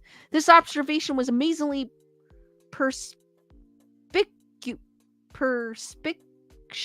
especially since the third day business ensured the next eclipse would be best seen, or maybe only seen, in an entirely different region of the world. Babylonians called this period a Saros. The Saros, third day fraction, means Earth turns through 120 degrees of longitude for each subsequent event. For the same type of eclipse to again appear in an observer's region, one has to wait while eclipses work their way around the world like a set of gears, which requires 3 Saroses. Then those third-day fractions add up to fill Earth's rotation, bringing the spectacle back to the original location, albeit with a slight shift. The time period of 3 Sarosis, an important observational interval with the curious name of Exligmos, amounts to 54 years plus 33 days. As this surpassed the usual lifespan of the Babylonians, it was amazing they noticed the cycle at all. The Greeks. The ancient Greeks loved the Saros concept so much they embraced it without even changing it to their own language. In this account from the Greek historian Herodotus, we also know that the common people were quite fearful of total solar eclipses. In the 5th century BCE, Herodotus reported on the army's era when the moon temporarily covered the face of the sun.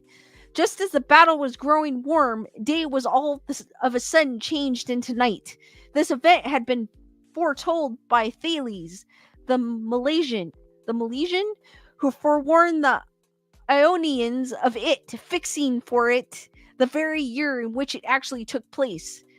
The Medes and Lydians, when they observed the change, ceased fighting and were alike anxious to have terms of peace agreed on. Solar eclipses. What really happens?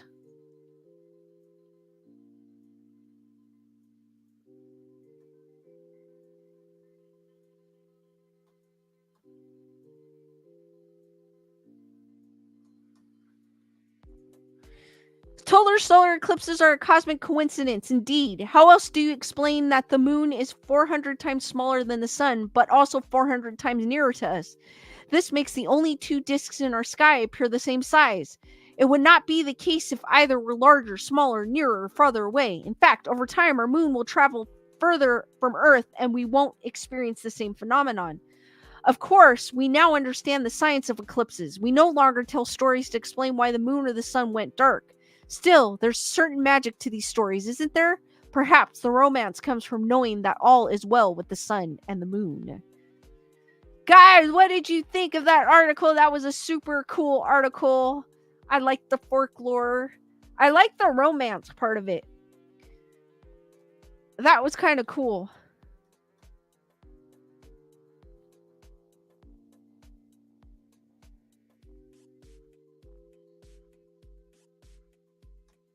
Brandon, I hate when that happens. It's super annoying. Luckily, I don't have that issue with my laptop. Chris Barber goes, cool. D Nice goes, I love it. Andre goes, really great details in all aspects. It was a really good article, actually.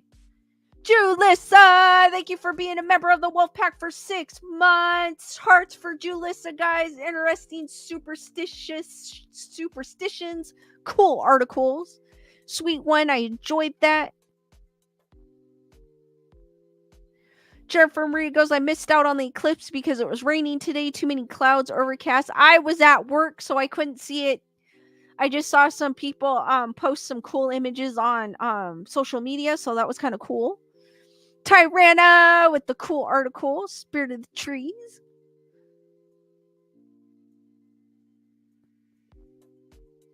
Diane goes, I do my gardening according to the moon cycle. Brandon goes, I flew to LA and got Lewis's old keyboard. I don't know what he did with that keyboard, to be honest with you guys.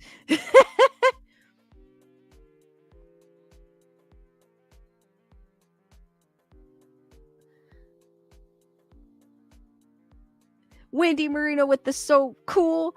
Bernadette, thank you for being a member of the Wolfpack for 6 months as well. Chloe says, that's so cool. Lisa, hearts for Bernadette. And Bernadette, also say hi to Chloe for me. We actually had sun because I looked out the window while it was happening and I could see like the difference. But I didn't go outside. Melissa Smith goes, I think it's really cool that no matter how many planets there are, the chances of those planets having a total eclipse with the like we do is very slim. With the big C.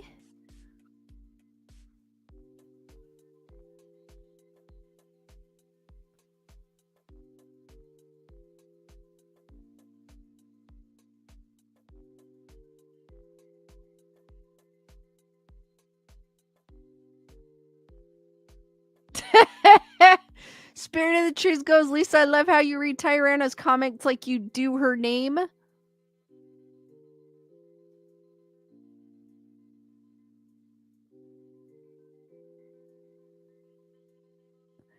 Diane goes, a good way to watch eclipses is through the shadows. I have some good pics I can share on Telegram. Yes, please, Diane. That would be cool.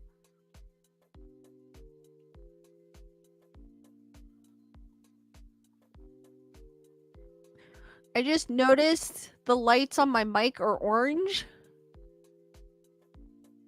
which is kind of weird. They should be green, so that's kind of throwing me off. You guys can still hear me, right?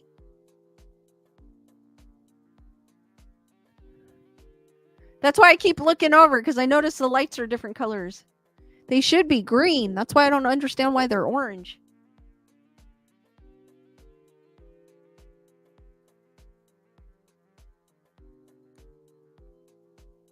And with the thumbs up. Tyrannus saying yes. So what that is, it's the ghost. They're messing with me.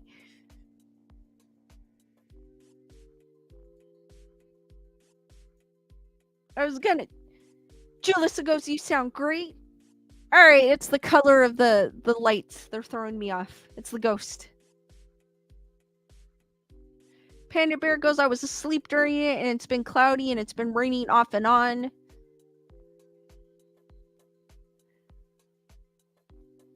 Andre goes, just saw the alien on the shelf blink. Yeah, it's my skeleton baby alien.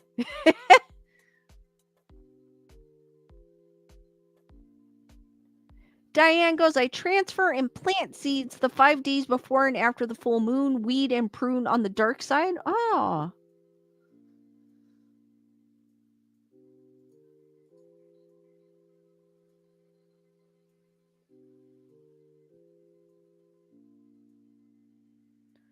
Andre goes, I have a Chucky doll too. Oh, that's cool. Yeah, my Chucky doll's hiding behind the skeleton. Chris Barber, I noticed they still work. I didn't turn them on because I noticed it was causing a bit of a glare. So I decided to leave them off for today. They still work, Chris.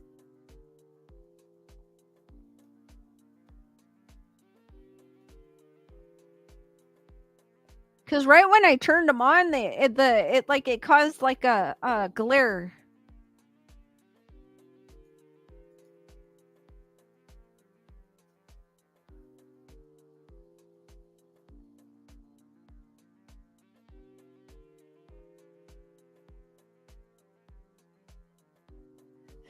Chris Ghost thought maybe he went blind. No, he didn't. He could still see.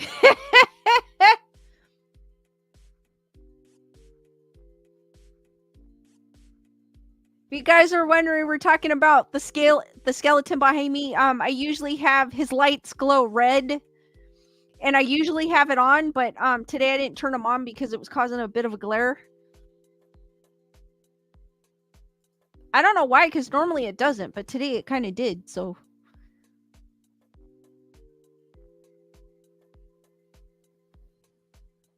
Which was weird. Guys, I'm going to open it to questions, so if you guys have any questions, feel free to ask. Ange goes, does the skeleton have a name? His name is Roland.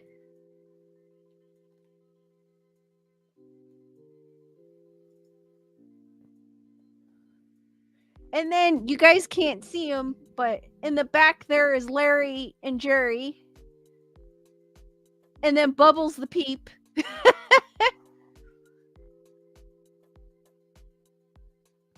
And then this is, what was it, Scullin? D-Nice goes, did you get yourself Soul Rod? No, I didn't. They are on my wish list, though, but I did not get them. Jennifer Marie. Roland Daddy Bonfire Grayson.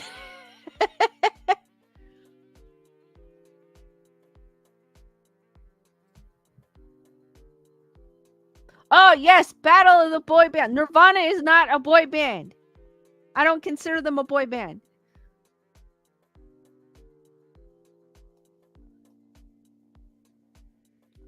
Wendy, what did you think of The Nun 2? I was a bit disappointed in it, to be honest with you.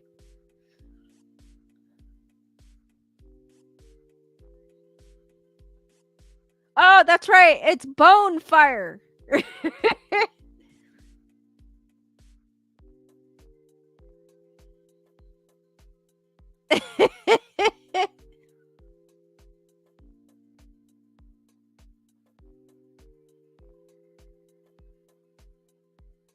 D Nice goes, boy bands don't play instruments, they just sing. I agree. Boy bands, they have a manager that gives them the songs to sing, and someone makes the music and they just sing over it. I agree with D Nice. The K-pop bands are the same way. I consider the K-pop bands boy bands.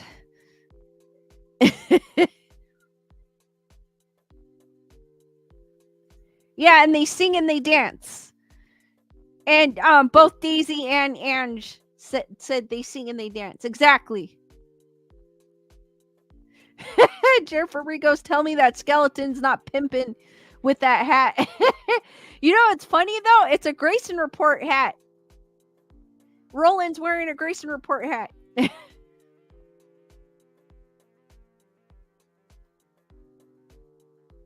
Millie Vanilli. Yeah, actually, you know what? Millie, yes, they kind of are a boy band. Tyranna, Tyranna got to watch Saw X yesterday and liked it. That's awesome. I enjoyed Saw X. So I really did. I liked it from beginning to end. It's one of my favorite films. Got to have a shirt. They gave away a shirt after the film, and it has all the films listed on the back of the shirt. It's so cool.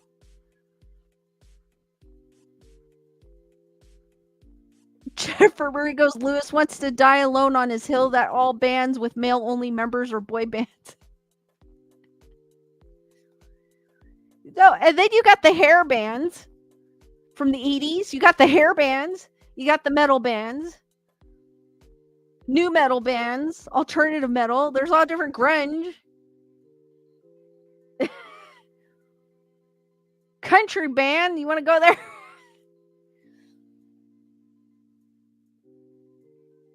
I feel like the 50s, though, the 50s and 60s, they weren't like boy bands. It was like completely different. They're not. Nerd Report.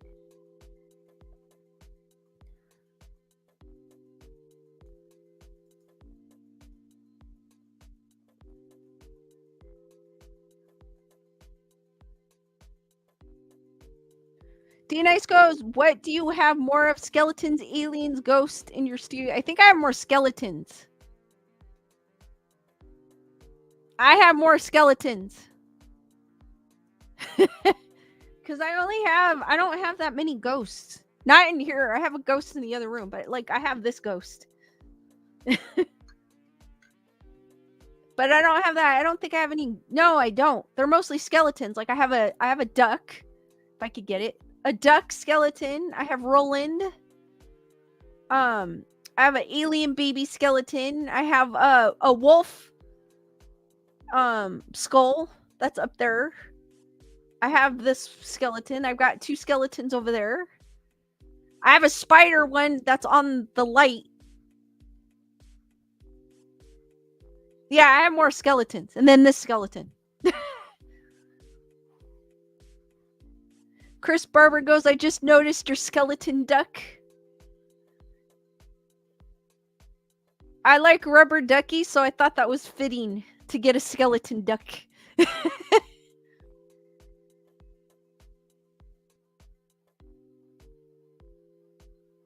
Jennifer Marie goes, now we've all seen the face of the ghost who is messing with your equipment.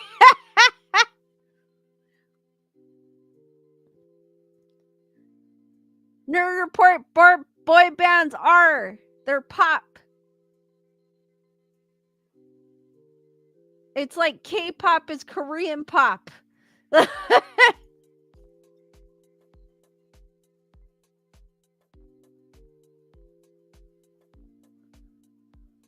Daisy says my cousin and his girlfriend went to the Cecil Hotel a few hours ago to go ghost hunting. He just got home. I want to see how it went. Oh, crazy.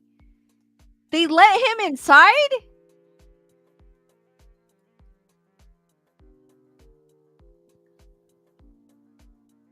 Spirit of the Trees goes, Nirvana started a culture before Kurt died, but his death definitely did increase popularity. Guess we're all right. That's the same thing with Sublime. When the lead singer passed away, that's when they became famous. It's sad, but that's when they became famous. That's when Sublime got on the map.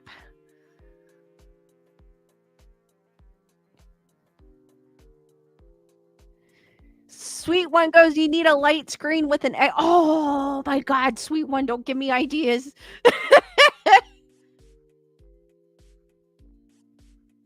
Nerd Report goes, get me in here and I'll prove you are all wrong again.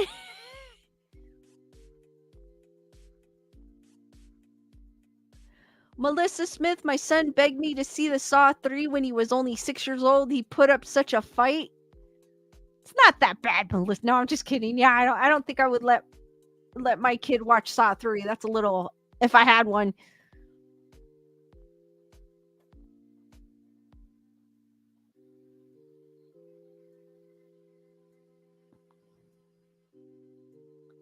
Andre goes, have you recorded yourself asleep? No, I haven't. I've caught an orb in here though. In my studio. Because I do turn that and then that camera does too. It comes on by itself sometimes. But I've caught an orb in here. But I do have a camera in my room that I only turn on when I go on vacation or something. But it went off and it's not even activated and it went off. But it didn't catch anything.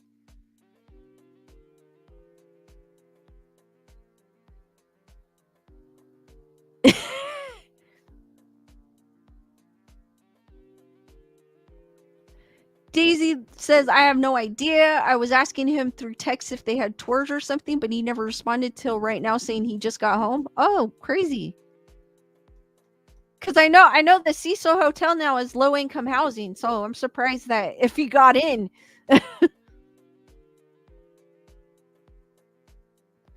Sweet One goes, artist makes more money dead than alive. That's why they call them starving artists. Plus, Sweet One, when someone passes away, it gets on the news.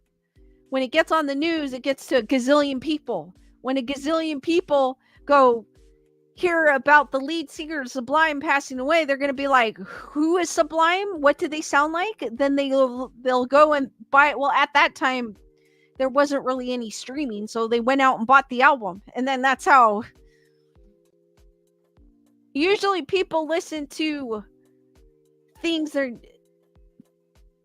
they know, like stuff on the radio. So if any, or something that popped up on the news.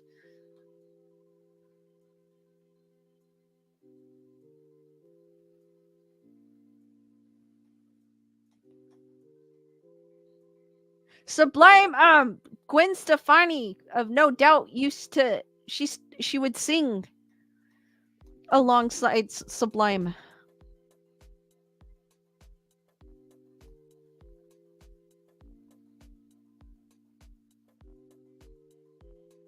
No way, Melissa.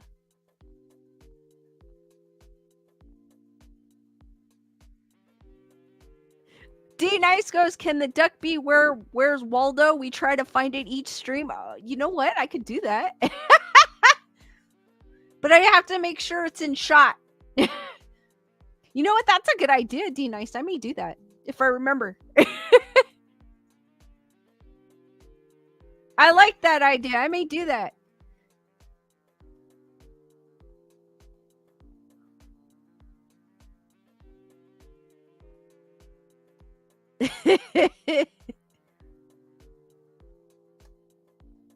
Brandon goes, she did sing on the track named Saw Red with Sublime. I kind of lost interest in Gwen Stefani when she started, she went pop, kind of. When she started she kind of went pop. And then that was when I was like, I kind of lost interest in No Doubt. I mean, she sang with her husband, who's a country artist, which I get. You're gonna do that. That I don't mind. But when she went pop, that's where I was kind of. It's not like Madonna. Like, I feel like Madonna is she evolved.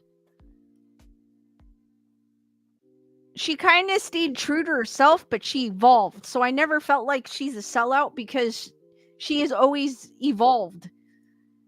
She's always been evolving herself, and so Madonna is different. It's like Avril Lavigne. She started out as like kind of, and then she went pop. And I was like, what is this?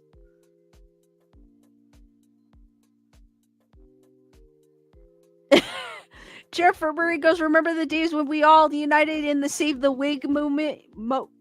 Can we all just return that? Matthew goes, when she left the group. Yes! Godsmack is awesome. I have the sun from Godsmack tattooed on me.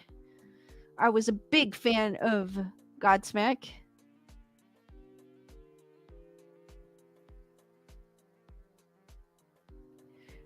No, a boy band is a pop group that just sings and dance. They don't make their own music.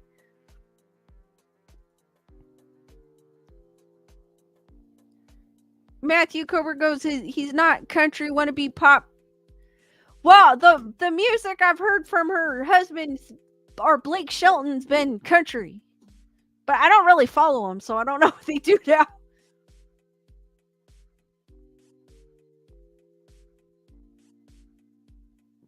Sway their arms and snap their fingers. Yes, D-Nice. And then they wear scantily clad shirts with their 12-pack showing.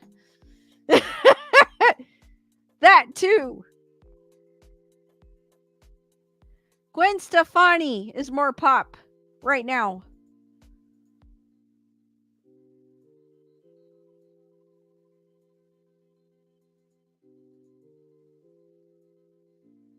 Nerd Report goes, Google the definition of boy band. I dare you. I still don't go by the definition of boy band. I go by the way what I see.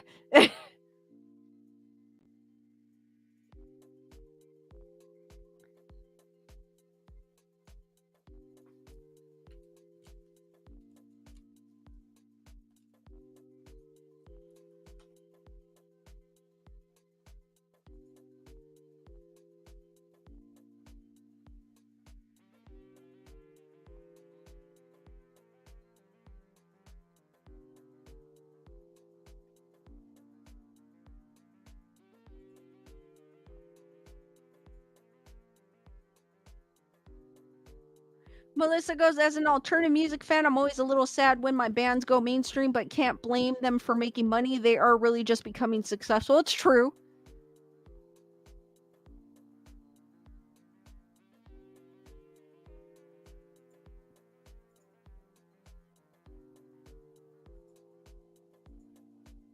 All right, I asked Google, is Nirvana a boy band?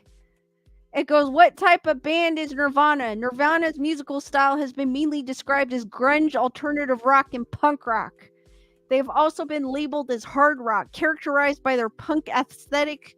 Nirvana fuses pop melodies with noise.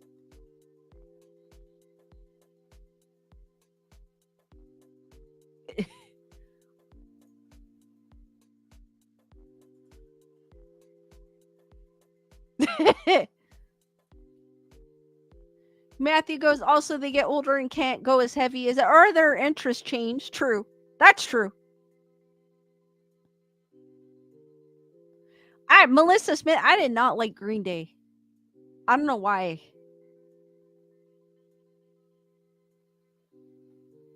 Raven Rosso, so does that make early Justin Bieber a solo boy band? Yes.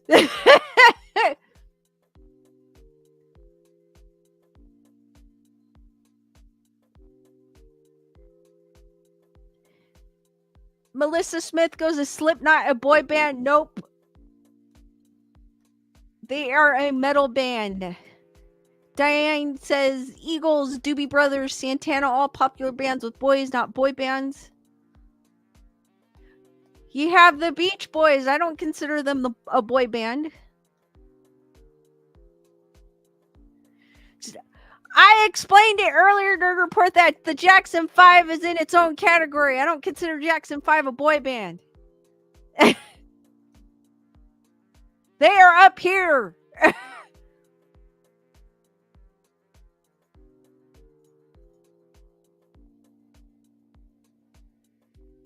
They are a musical group.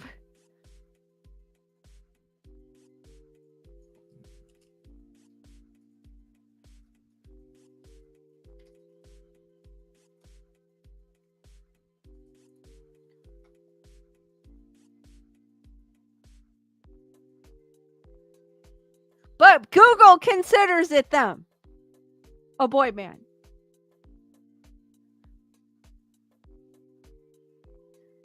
I don't, but Google does. It says one of the first boy bands. I don't consider them one because it was a different time.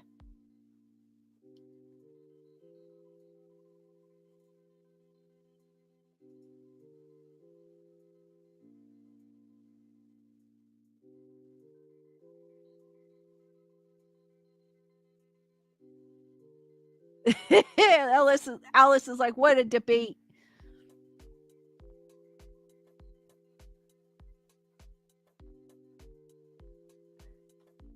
They said the Jackson 5 is one of the first boy bands, but I don't consider them.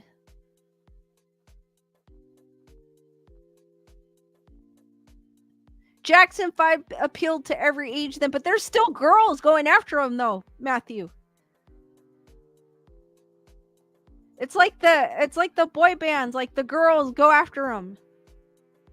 But I consider their music was kind of a little different from I don't want thing to fall. Their music is a little different. Chris Barber goes, I don't understand the appeal of K-pop, me neither.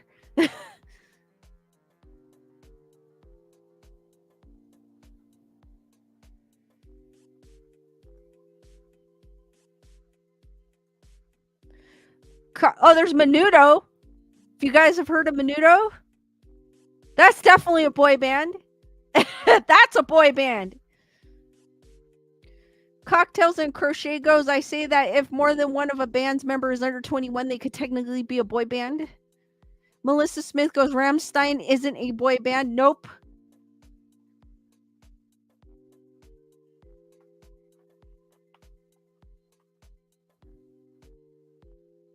D Nice goes, Menudo is a dish. It's a boy band too. Ricky Martin was in it. He started off. Yes, Brandon Torres.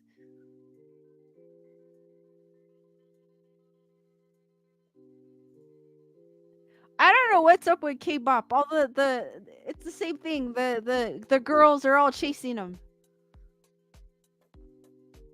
Jennifer Murray goes, the debate has crossed 3 streams now.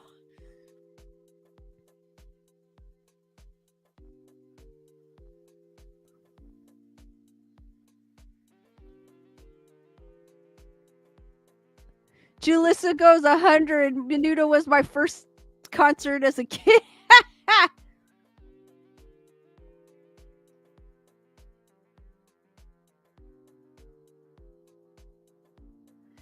Alice Martin goes BTS. Yes. There's other ones too.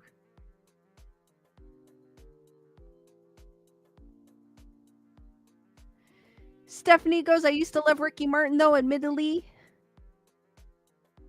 Jen, what's up?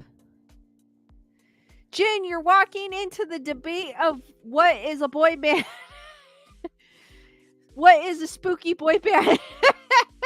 Marcella, what's up?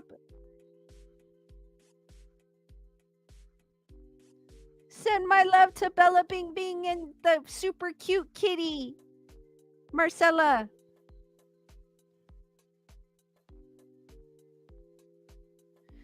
Jennifer Marie is asking who's the best boy band though. In my opinion, Backstreet. I like the Backstreet Boys. I actually did. There's New Kids on the Block too.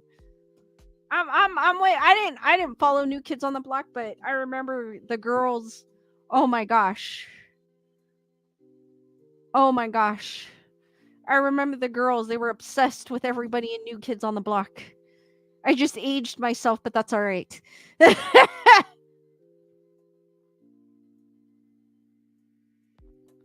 Stephanie goes, Avril Lavigne was my first concert before she went pop. I liked Avril Lavigne before she went pop.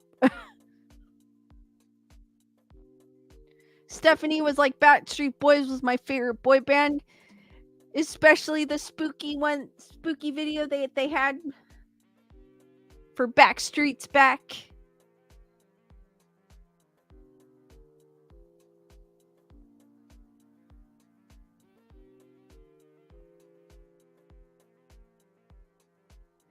As a preteen, I lived and breathed for AJ of the Backstreet Boys. When he went to rehab and they took a break, it was my first real heartbreak. Aww. AJ's birthday is not that far from mine.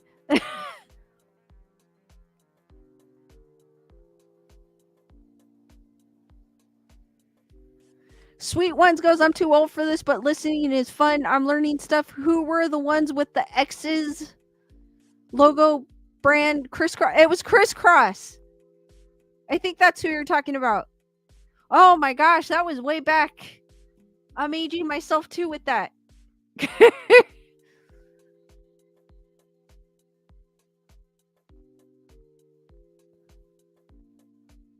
Chris Barber goes, my first real concert was Rush.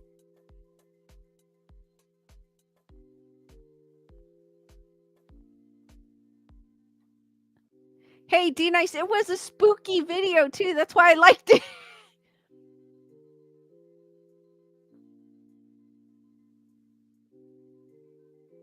Melissa Smith goes, I still have some One Direction in my playlist. Don't tell anyone. I won't. Don't worry, Melissa. Was Marky Mark and a Funky Bunch of boy band? No. They were dance music. I consider that dance music. Like, that's different.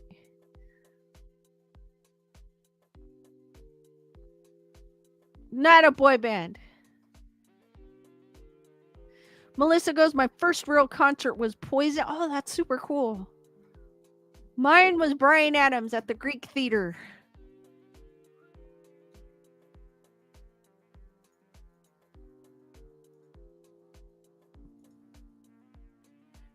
Alice Martinez goes, Thriller's a spooky video. It was super cool. We got to see Thriller at the Chinese theater. That was so cool, seeing it on screen. I think we were sitting in Nolan, because Christopher Nolan has certain seats at the Chinese theater, and we were sitting in them.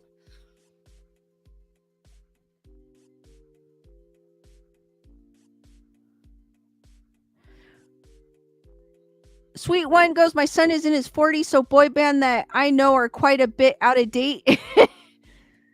Bernadette, I got to meet New Kids on the Block in 2016, and Jordan kissed my cheek, and Danny gave me his room number. What? Bernadette! Jennifer Murray goes, my first concert was Warped Tour 2007. It was amazing. I went to a Warped Tour. I don't remember what year it was.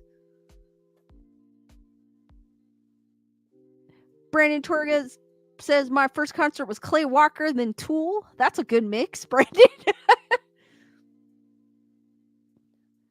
D Nice goes, my first concert, festival was Bamboozle, Left. Cocktails and Crochet. My first concert was Roxette. Second one was New Kids.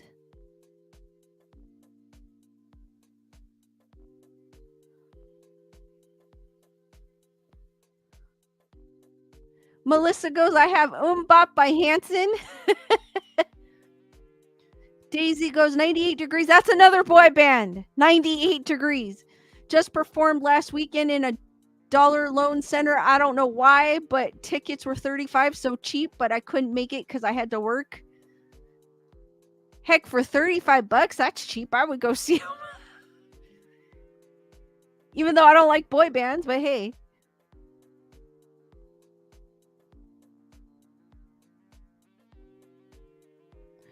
Stephanie goes, I wish I could say it was Evanescence. That was my second, though. I wish I could say it was my first. Spirit of the Trees, my first one. That is super cool. My first was Tiffany. How cool is that? New Kids on the Block opened on my 10th birthday. That is super cool. 1988. That song was huge.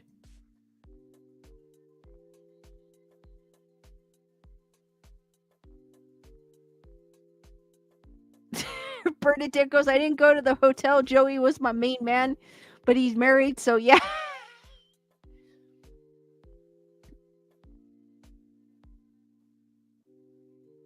Chris Barber goes, I feel old. My first concert was 1982. Chris, you're only as old as you feel. Age is just a number. Stephanie, I did see Bleak 182. I don't think they're a boy band. The Monkees, I feel like I don't think they're a boy band either. I think it's just the 60s.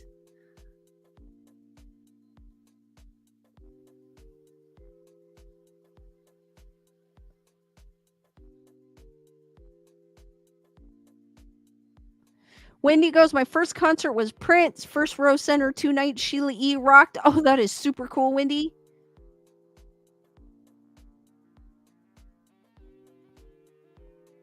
Jeff Dunham is hilarious, Matthew.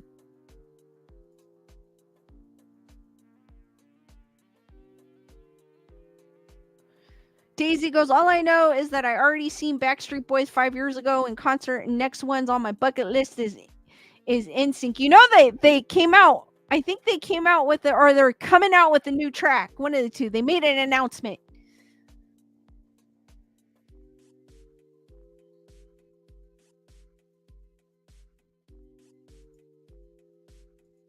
I have to check Matthew. I follow him on Instagram because I think he's hilarious.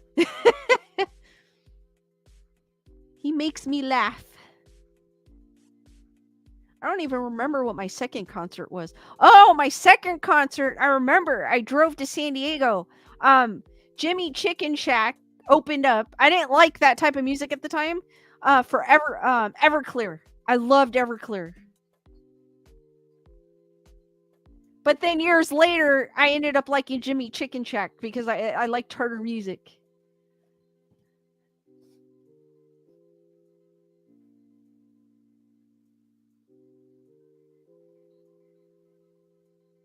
Diane goes, I learned about these boy bands through my son who was born in 84. I'm going, who is this?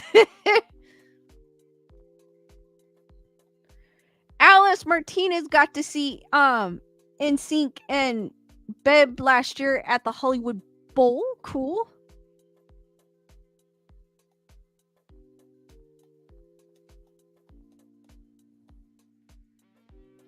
I think after that, I know I've seen Our Lady Peace, Limp Bizkit, Korn, Stained.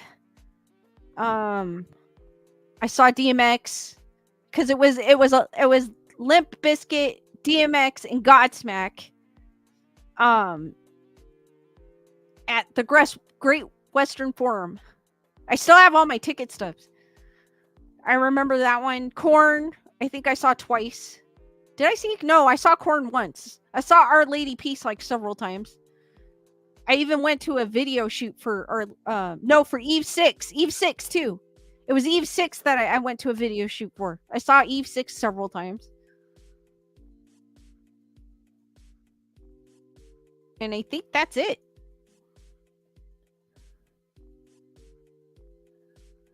Brandon goes, would you consider New Edition or Boys to Men a boy band? No.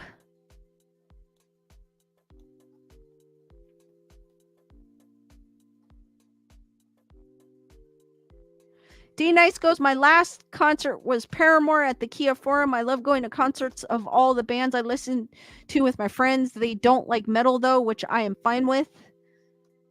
I started off with like Blink 182, Jimmy Eat World, Eve 6, loved Everclear, like Jim Blossoms. Like I basically started off with like Bryan Adams and Jim Blossoms, Sting, I started off, and then I went into like Blink 182, Jimmy Eat World, Sum 41, and then there's what was that band? 311. And then I went harder. Went Godsmack, Limp Bizkit, Slipknot, Rammstein, Korn.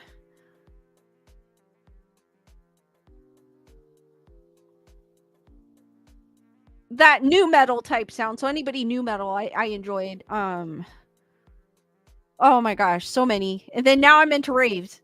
If it makes any sense. It's weird because most people start raving when they're in their 20s. I started raving in my 40s. I was a rocker in my 20s. AMAC goes, I've seen Beach Boys, Hanson, Britney Spears, Boxcar Racer, 98 Degrees, Brother Alley, No Doubt, Matchbox 20, County. Oh, that is cool. Cocktails and Crochet goes, my last show was the 2014 Motley Crue final tour. I think the last band I saw was Our Lady Peace.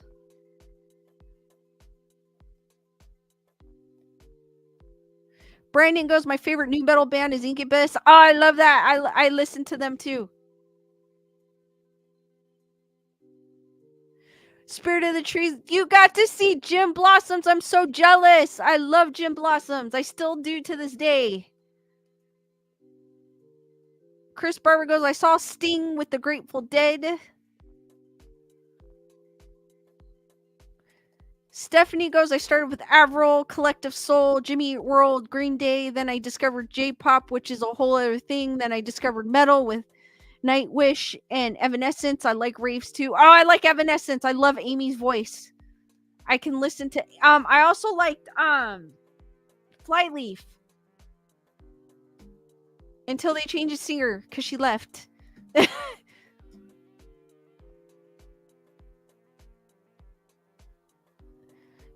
And Stephanie continues with Skillet and Plum. I think Skillet is a super cool band because they actually take their family. The whole family comes with them on tour. So I thought that was kind of cool.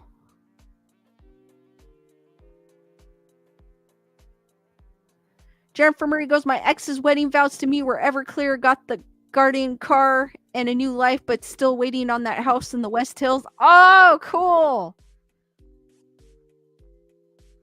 Brandon goes, I had a beer with Jimmy for Jimmy Eat World and hung out with the Jim Blossom. Brandon, that's super cool. And my cousin opened for Flyleaf. That is even super cooler.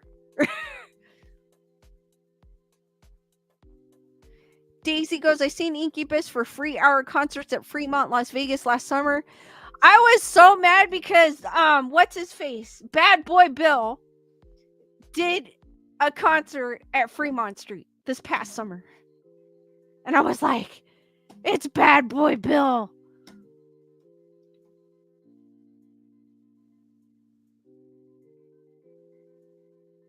Spirit of the Trees goes, I saw Pink Floyd, which aside from Tool is my pinnacle of concerts. I was 15. T Nice goes, I got a free Incubus CD at my high school because I found it on the bleachers of the gym, turned it into the office, but one picked it up for 2 weeks, so they gave it to me. No one picked it up for 2 weeks. Alice Martinez, I like Pink too. I think she's super cool. She brings her family with her on tour as well.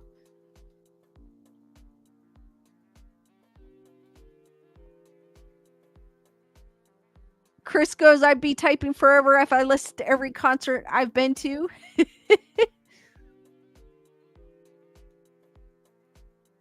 Sweet One goes, when Rolling Stones, Kiss, and Black Sabbath can't perform anymore, I know I'm out of the loop. I think Ozzy actually had to cancel some tours because he's having health issues. I know he was diagnosed with Parkinson's, which hits home because that's what my dad passed away from Parkinson's, so that hits home with me whenever I hear anyone being diagnosed with Parkinson's.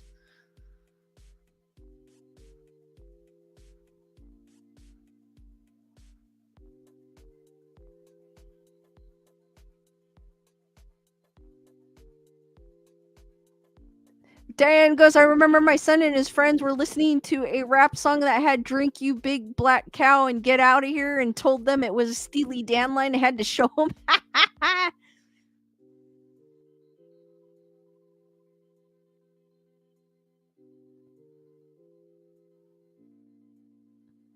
Stephanie goes, oh yeah, I was also in I listened to a bit of AFI. I wasn't a huge fan of them, but I listened to them. Chris Barber, I love live music. I love music. I've always loved music. I've always been eclectic. I've always liked everything. I liked everything from pop, country. I grew up on oldies because my dad would listen to 50s and 60s and country. So I've liked Alan Jackson. I'm sad to hear about Toby Keith, that he was diagnosed with cancer. So I was super sad about that, but he's one of my favorite country singers. Alan Jackson, George Strait. I used to know them. I haven't been listening country lately, but I know some of the countries. But then I had oldies. My favorite oldies. Oh my god, I can't remember his name. Used to listen to the tape there when I was old enough to use tapes. When I was younger. I used to listen to oh my god, I can't think of his name. It's gonna kill me. He was one of my favorites. Oh my god, I'm not gonna think of it. I can't think of it. He was one of my favorite 50s singers, and I can't think of his name right now. Johnny Cash was cool. Aaron Cooper, what happened with Dolly?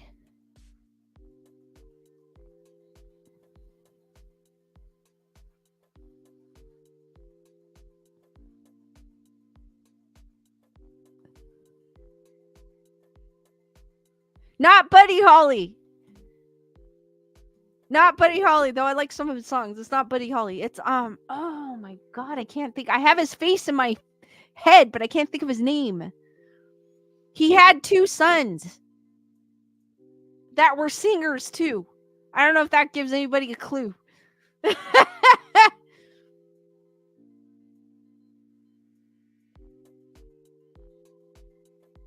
Wendy Maria goes, stop thinking. While I'm going to bed, I'm gonna be like, oh, that's who it was.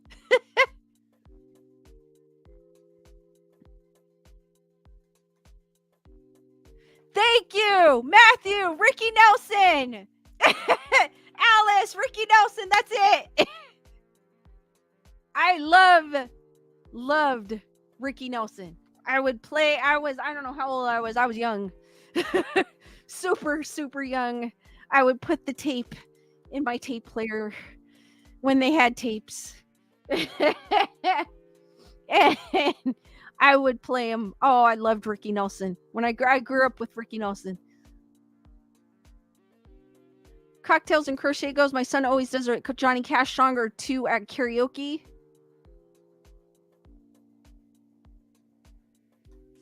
I liked there's another one.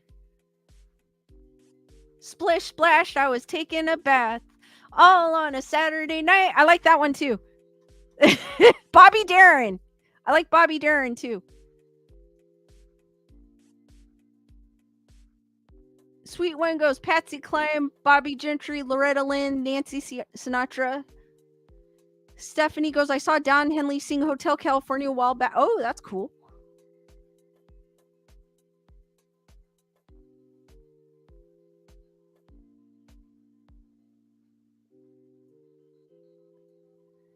Matthew goes, Ricky Nelson had a 58 Plymouth, supposed to be a Fury that was painted red instead of the... Oh, no way. That's like Christine.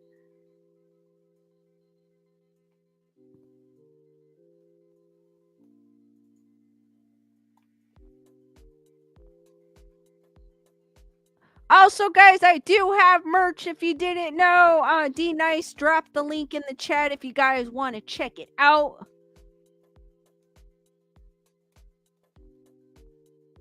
Yeah, I have an eclectic music. Like I grew up with listening to my dad's music, and he was always listening to oldies and country, so that's where I got my roots from. And then I discovered Bryan Adams, so then it went from there. And then I've always liked all kinds of music. The Eagles too, Hotel California. It's a cool song.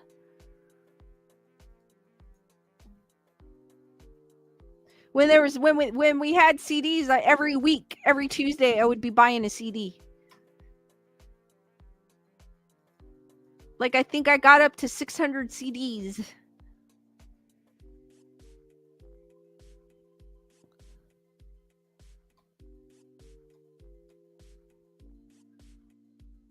Spirit of the Tree. Chris Barber goes, Red Hot Chili Peppers are my faves. Spirit of the Trees goes, first car was a 71 Volkswagen. I remember jamming my cassette tapes. I also loved all types of music. Cool. Spirit of the Trees. Matthew goes, I got oldies because of Christine and oldie stations, which oldie stations barely exist these days. I know.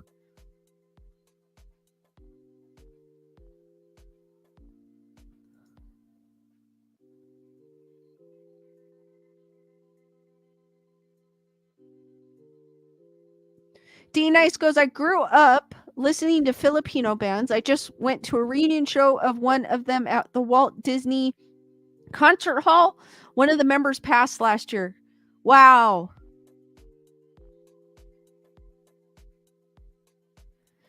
Bernadette goes, there was a band actually called Boy Band from New Zealand.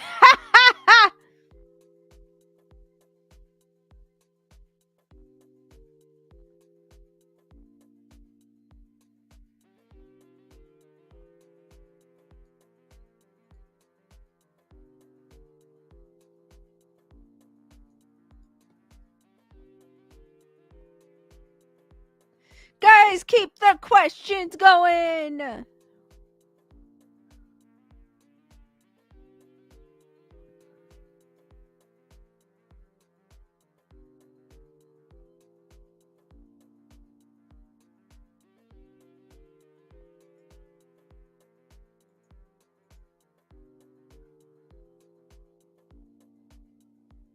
I'm all like grooving to the alien baby music in the background. Alien baby making music. D Nice goes, how am I weird? I just am weird. I should have wore the beanie because I have a beanie that says stay weird. Stephanie goes, there's a band called Gob that opened for Avril. I never heard of them before and never looked them up after they were terrible. I don't think I ever heard of them either.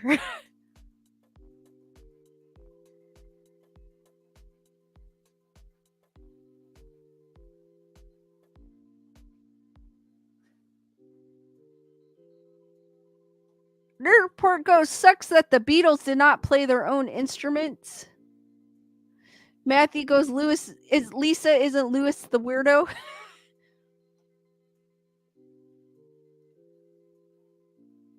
Bernadette goes, no, Lisa, alien love making music. She's like, say it right.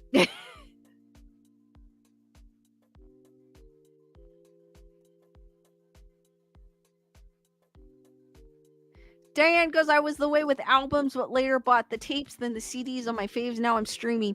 Yeah, Diane, now I stream. I thought I would never stream. But I stream.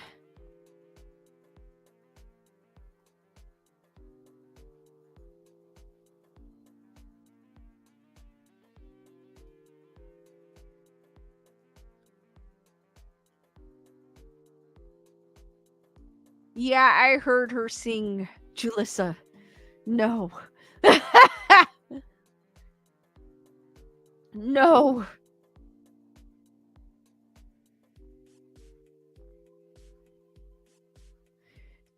D Nice as weird is as weird does. Alice goes, I like Spotify too. The sound is clear because I did the Amazon Music.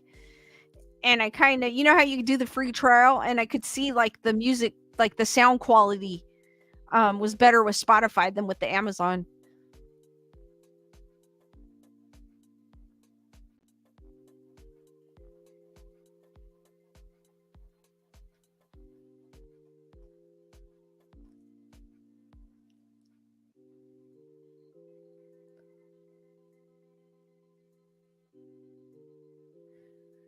Nerd Report, they did. The Jackson 5 did play instruments. Diane goes, streaming is the only way you could get music in your car nowadays. Yeah, the newer cars. My car, unfortunately, I don't have a newer car, so I use a Alexa for the car to hook up my phone as Bluetooth.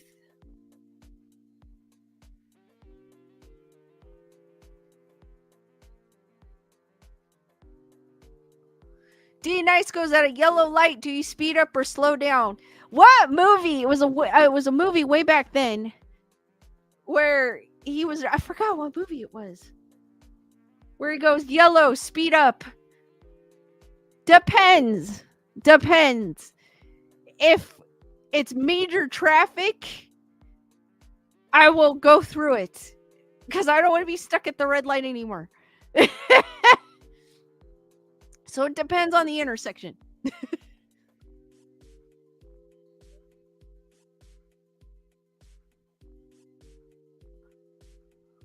T Nice goes, do the ghost ever hang around the kitchen? I don't know because I don't have a camera in there, so I don't know. I've had weird occurrences happen, but not in the kitchen.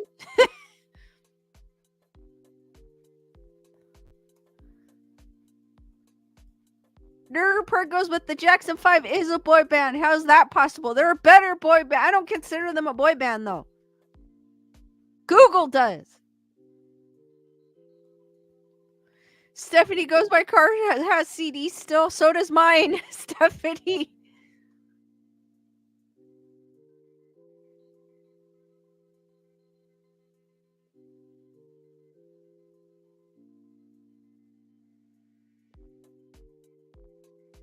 Cocktails and Crochet goes, I just scrapped my last car that still had a tape deck. Yeah, that's it. Matthew goes, John Carpenter, Starman, red light, stop, green light, go, yellow light, go very fast. Exactly. That scene always made me laugh.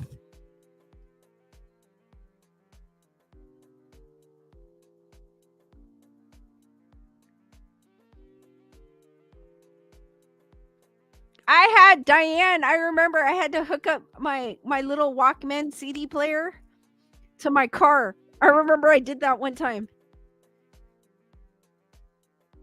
And then, of course, I had the 6-disc changer and all that good stuff. D Nice goes, what do you think of people who drive with their high beams on? My car is very low profile. So if you're a truck, it goes right into my mirrors. So high beams annoy the hell out of me. They blind me. Because my car kind of sits, my car's a little, it kind of sits low. So any lights, especially from a truck, hit them. And then it makes me go blind because all I can see is like the lights on one side. It's not on both sides. It's usually on one side. And then if it's a car with high beams, it's the same. So it annoys me.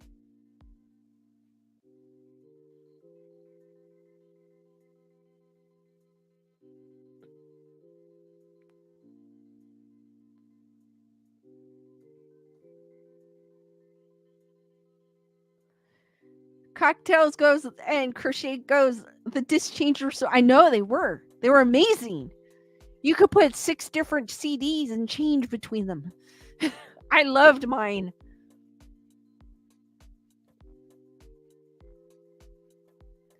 Melissa goes, when my kids were little, I taught them to look for cops hiding like they were hidden Mickeys at Disneyland, and it was a game for them to be the first to yell, be cool, it's the Popo.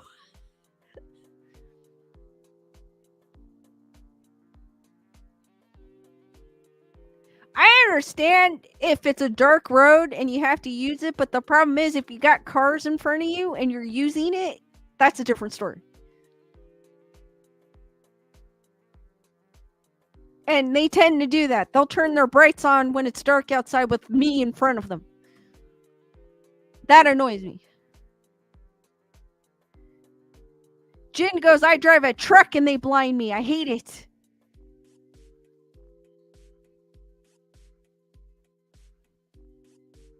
CDs were cool. I still have mine. I have nothing to play on. I don't think I have anything to play on anymore. So they're in my closet, collecting dust, as Chris says.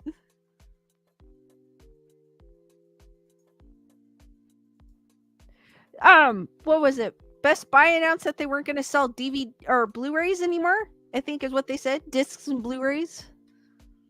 They're going to stop selling.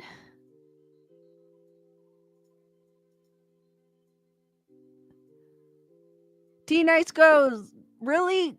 Do you have... No, I don't have a record player.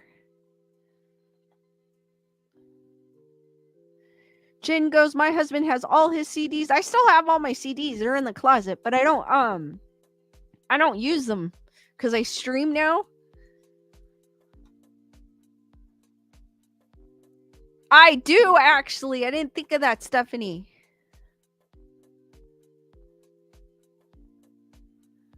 Nerd Report goes, the next thing Google will say is that Queen never made disco music. They did. They even said in an interview, I believe. Melissa goes, I still have VHS tapes. I have them too. I think I have all my VHS tapes when I recorded the X-Files. So I still have them somewhere.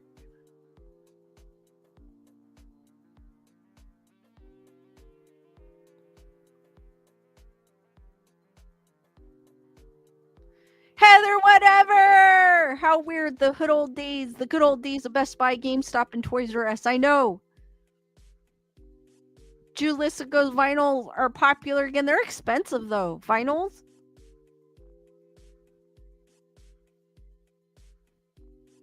Diane goes, I play my CDs on my TV disc player. I have an old Blu-ray player somewhere. I can play my discs on there. Matthew goes, yes, BB not selling movies next year. Barnes & Noble on Twitter said they are continuing to carry them.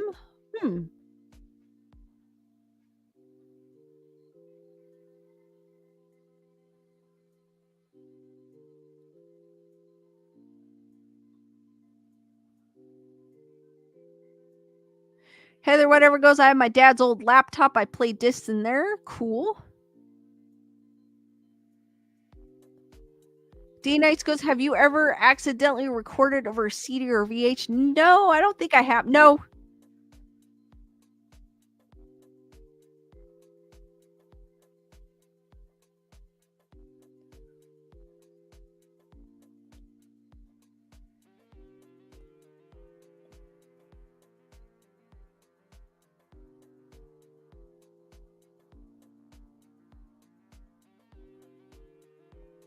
Bernadette goes, my mom found an old VHS tape of mine from when I used to record Days of Our Lives in the night.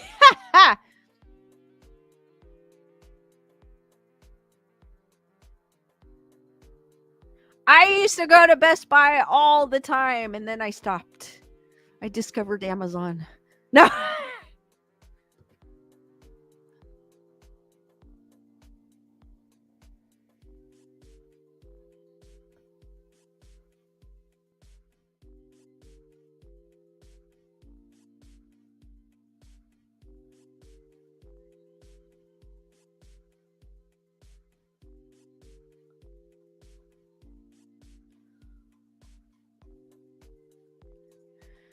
Guys, keep the questions going.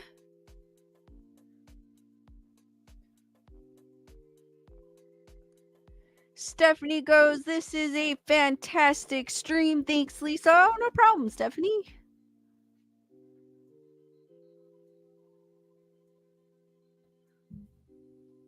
I never watched soaps. I couldn't get into them.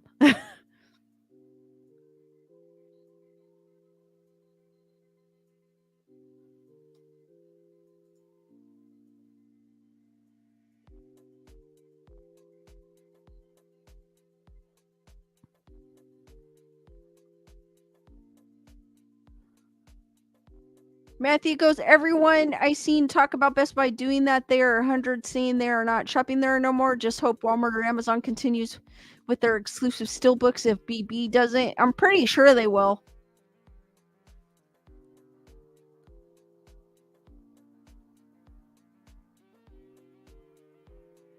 Jen Decker goes, did you do anything for Friday the 13th? We watched Saw X last night. It was really good. No, we watched VHS 85 on Shudder. It was kind of all over. It was okay. Kind of caught my attention only because it was all over the place and I was trying to figure out what was going on. I don't know if you guys are familiar with VHS, but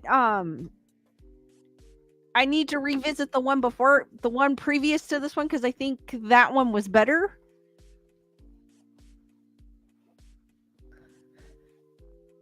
I think the next one I'm gonna watch is The Last Voyage of the Dementor.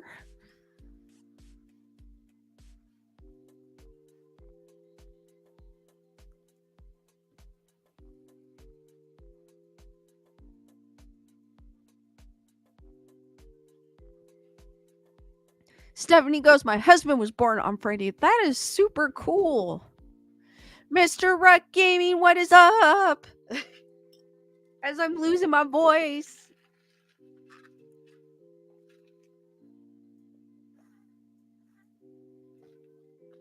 D Nice goes, it's going to be in the low to mid 90s. I saw. I'm not looking forward to that. I was hoping okay, we'll get through the hump. We'll get through from the last one. I'm like, oh, we made it. And then I saw again. I was like, ah. I want some fall weather. We're probably not going to get any until the time changes. And even that, I don't think we're going to get any. Matthew goes, Scream Factory is releasing the Ring 4K collection soon. That is super cool. Every time I read 7 days, I have to go 7 days. Oh, the Silver Bullet one would be cool, Matthew.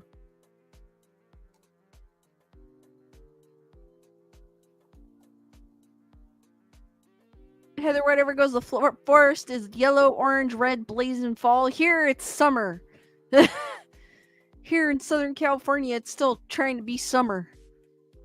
But the good thing to D Nice, it cooled down once the sun went down. So it wasn't like summer hot.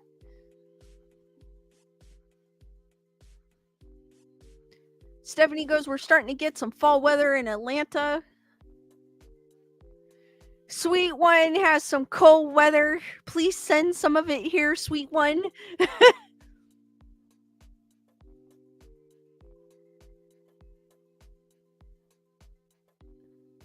Stephanie goes, I'll be in Arizona next week. Too hot. Stephanie, I think this time of year it's actually considered cool. I remember going to Arizona in October and they were like the news. I remember being in the hotel and watching the news. It's only going to be 90 degrees this week. And I was like, only?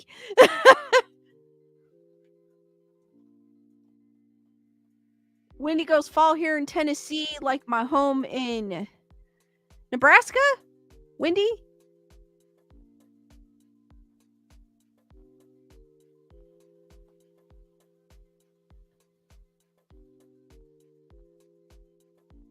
Chris Barber goes, it rained a lot the last few days and all the leaves are falling before they can change.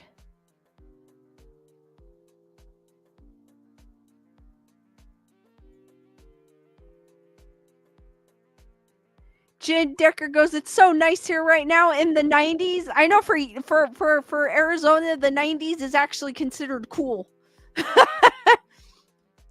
It wasn't that bad. It wasn't like super hot. It's like a nice 90s.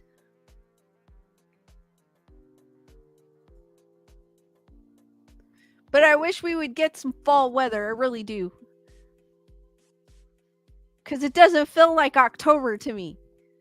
Like, I like Halloween when it's cold and dewy and...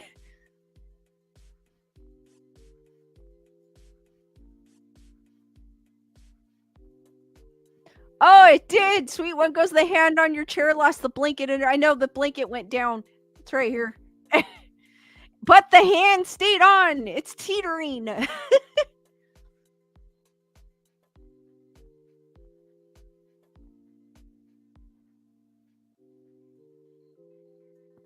D Nice goes, I have my fall clothes ready to wear. It sucks. I have been just looking at, I mean, in the morning when I wake up, when I get ready for work, I kind of put my hoodie on because I love hoodies. And I'm like, I'm trying to hold on to a little bit of fall in the morning, but that's about as much as I could get. Spirit of the Trees is asking who saw the eclipse effects. I wasn't able to because I was working.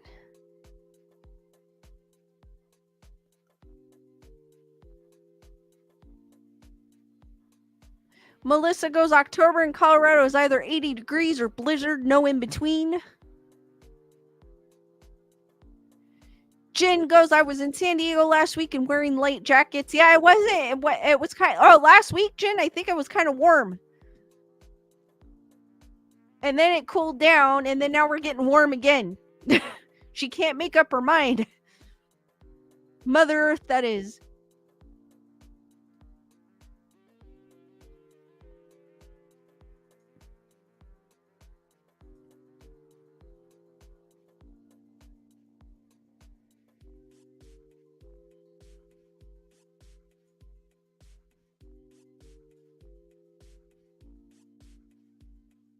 But I noticed, though, it doesn't get as hot like in the evenings like it did in the summertime, so at least it cools down.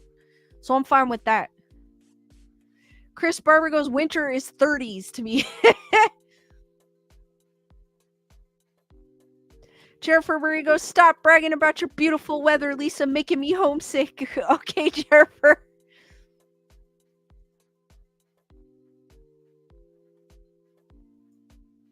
I mean, I want to be able to wear a hoodie and I think last year I literally didn't start wearing a jacket till almost like after Thanksgiving. I remember. I think it was yeah, like right after Thanksgiving was about the time I started putting jackets on, wearing jackets.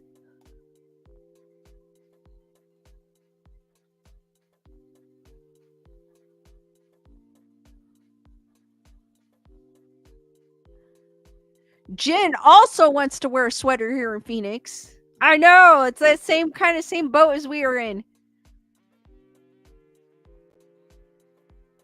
Cocktails and Crochet said winters are minus 30 here in Canada. Oh, that is cold.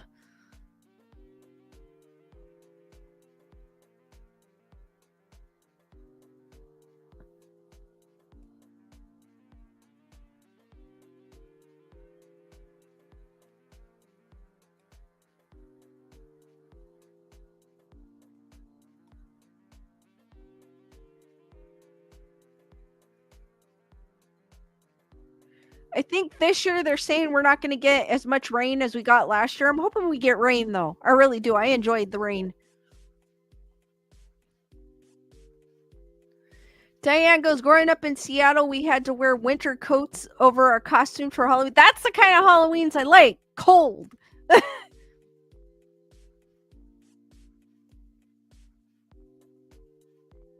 Sweet one goes, add wind chill to that minus 30 and it's minus 4. Oh my gosh.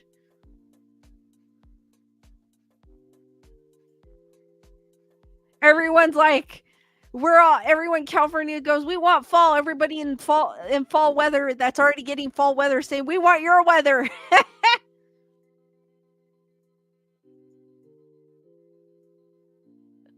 Wendy goes, I'm wearing hoodies, 40s, 50s in the morning. I kind of can get away with a hoodie in the morning when I'm getting ready because I have to get up at the butt crack of dawn when I go to work.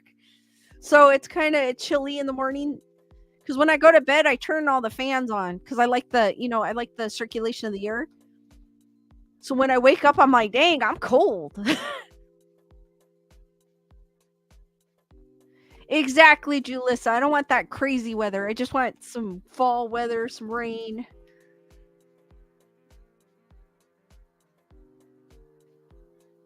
Heather, whatever goes, I'm in California. I'm whining and cold. Heather, whatever though, but you live up north.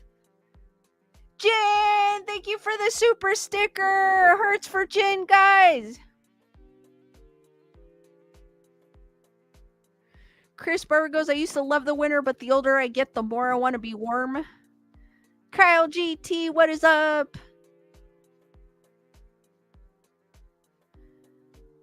It's the wet season out here on the West Coast.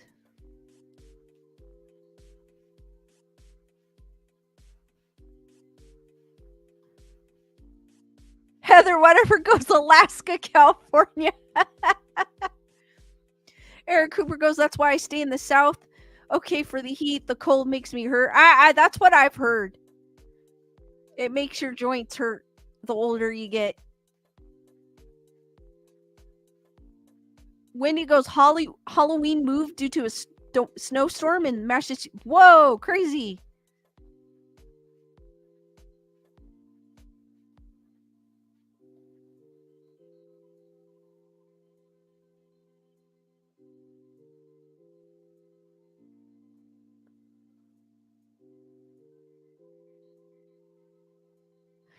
D Nice goes, I like the fan just circulating air. Boyfriend likes it on him. I get too cold when the fan is directly. I can't, D Nice, I can't have the fan directly on me. Because I'll wake up and my nose, I'll get sick, believe it or not. But I'll have it. Sometimes I'll have it, I'll have it, like, you know, what do you call it? Oscillating. So it goes back and forth.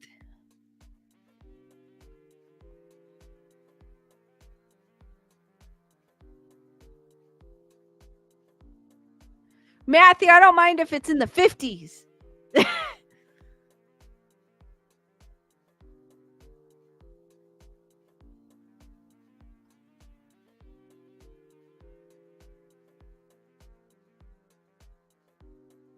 Iva! What's up? Glad you're able to drop in. Even D Nice, even with the air conditioning in my car, if I have it pointed on my face, I'll get sick. So all my vents are pointing up.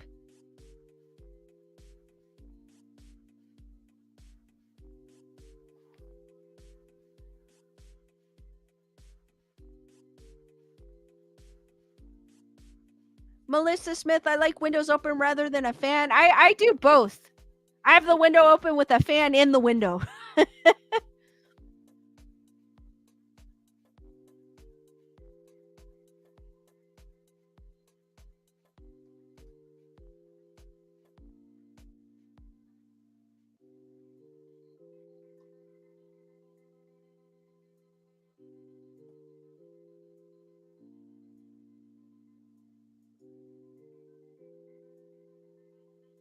The only time I keep the fan on my face is if it's super hot.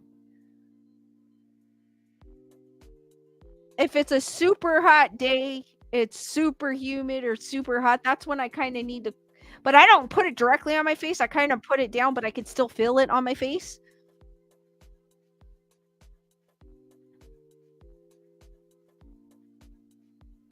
Jennifer Murray goes, I was in California in June this year and it was cold and rained the last morning I was there. I felt cheated. Jennifer Marie, we didn't get any like summer weather literally until like after 4th of July.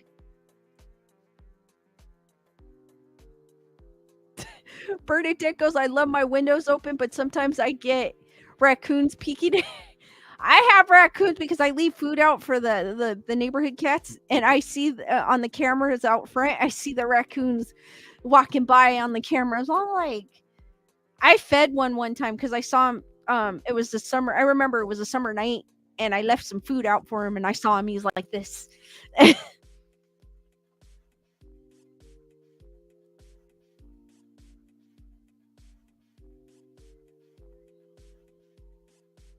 Jared Fabry, I hope it's a little better weather in December.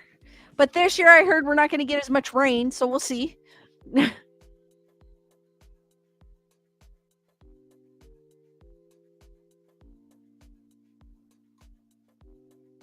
right, guys, any last minute questions?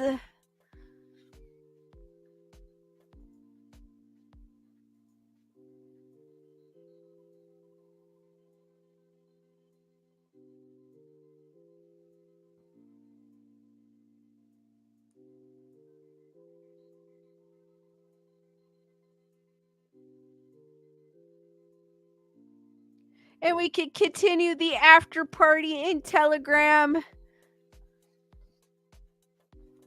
If one of the mods could drop the link to the Telegram in case anyone would like to join that hasn't done so.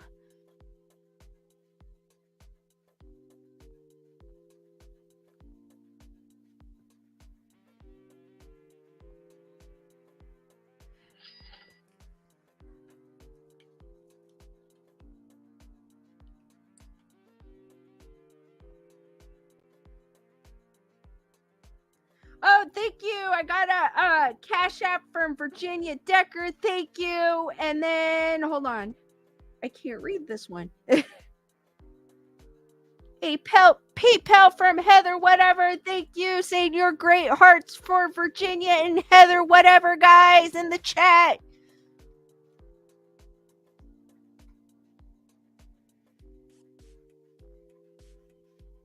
That Matthew, I might probably be lurking on Telegram. And guys, if you haven't done so, D Nice has dropped the link to my Telegram. That's where the after party is. I do go on there to you'll see me lurking in there.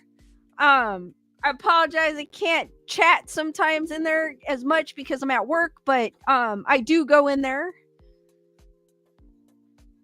Heather whatever goes, I love the hand on your chair. Thank you, Heather whatever.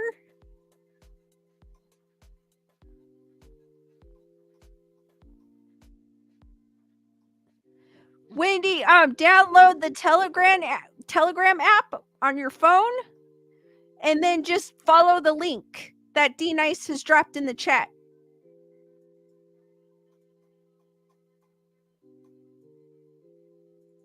And then that's where I also post when I have upcoming streams there too, just in case YouTube wants to be pesky, because they tend to do that. They tend to not notify people. And then D Nice dropped the link again, guys. So that's where the after party is. I will see you there, guys, and I will end the stream here. I go live next time on Monday at 7 p.m. Pacific Standard Time. Thank you guys for joining me about talking about boy bands. Staying spooky. And then we talked a little bit about the eclipse. So I will see you on the next one, guys. Thank you guys and good night. Again, after party on the Telegram. I'll be lurking. Good night, guys.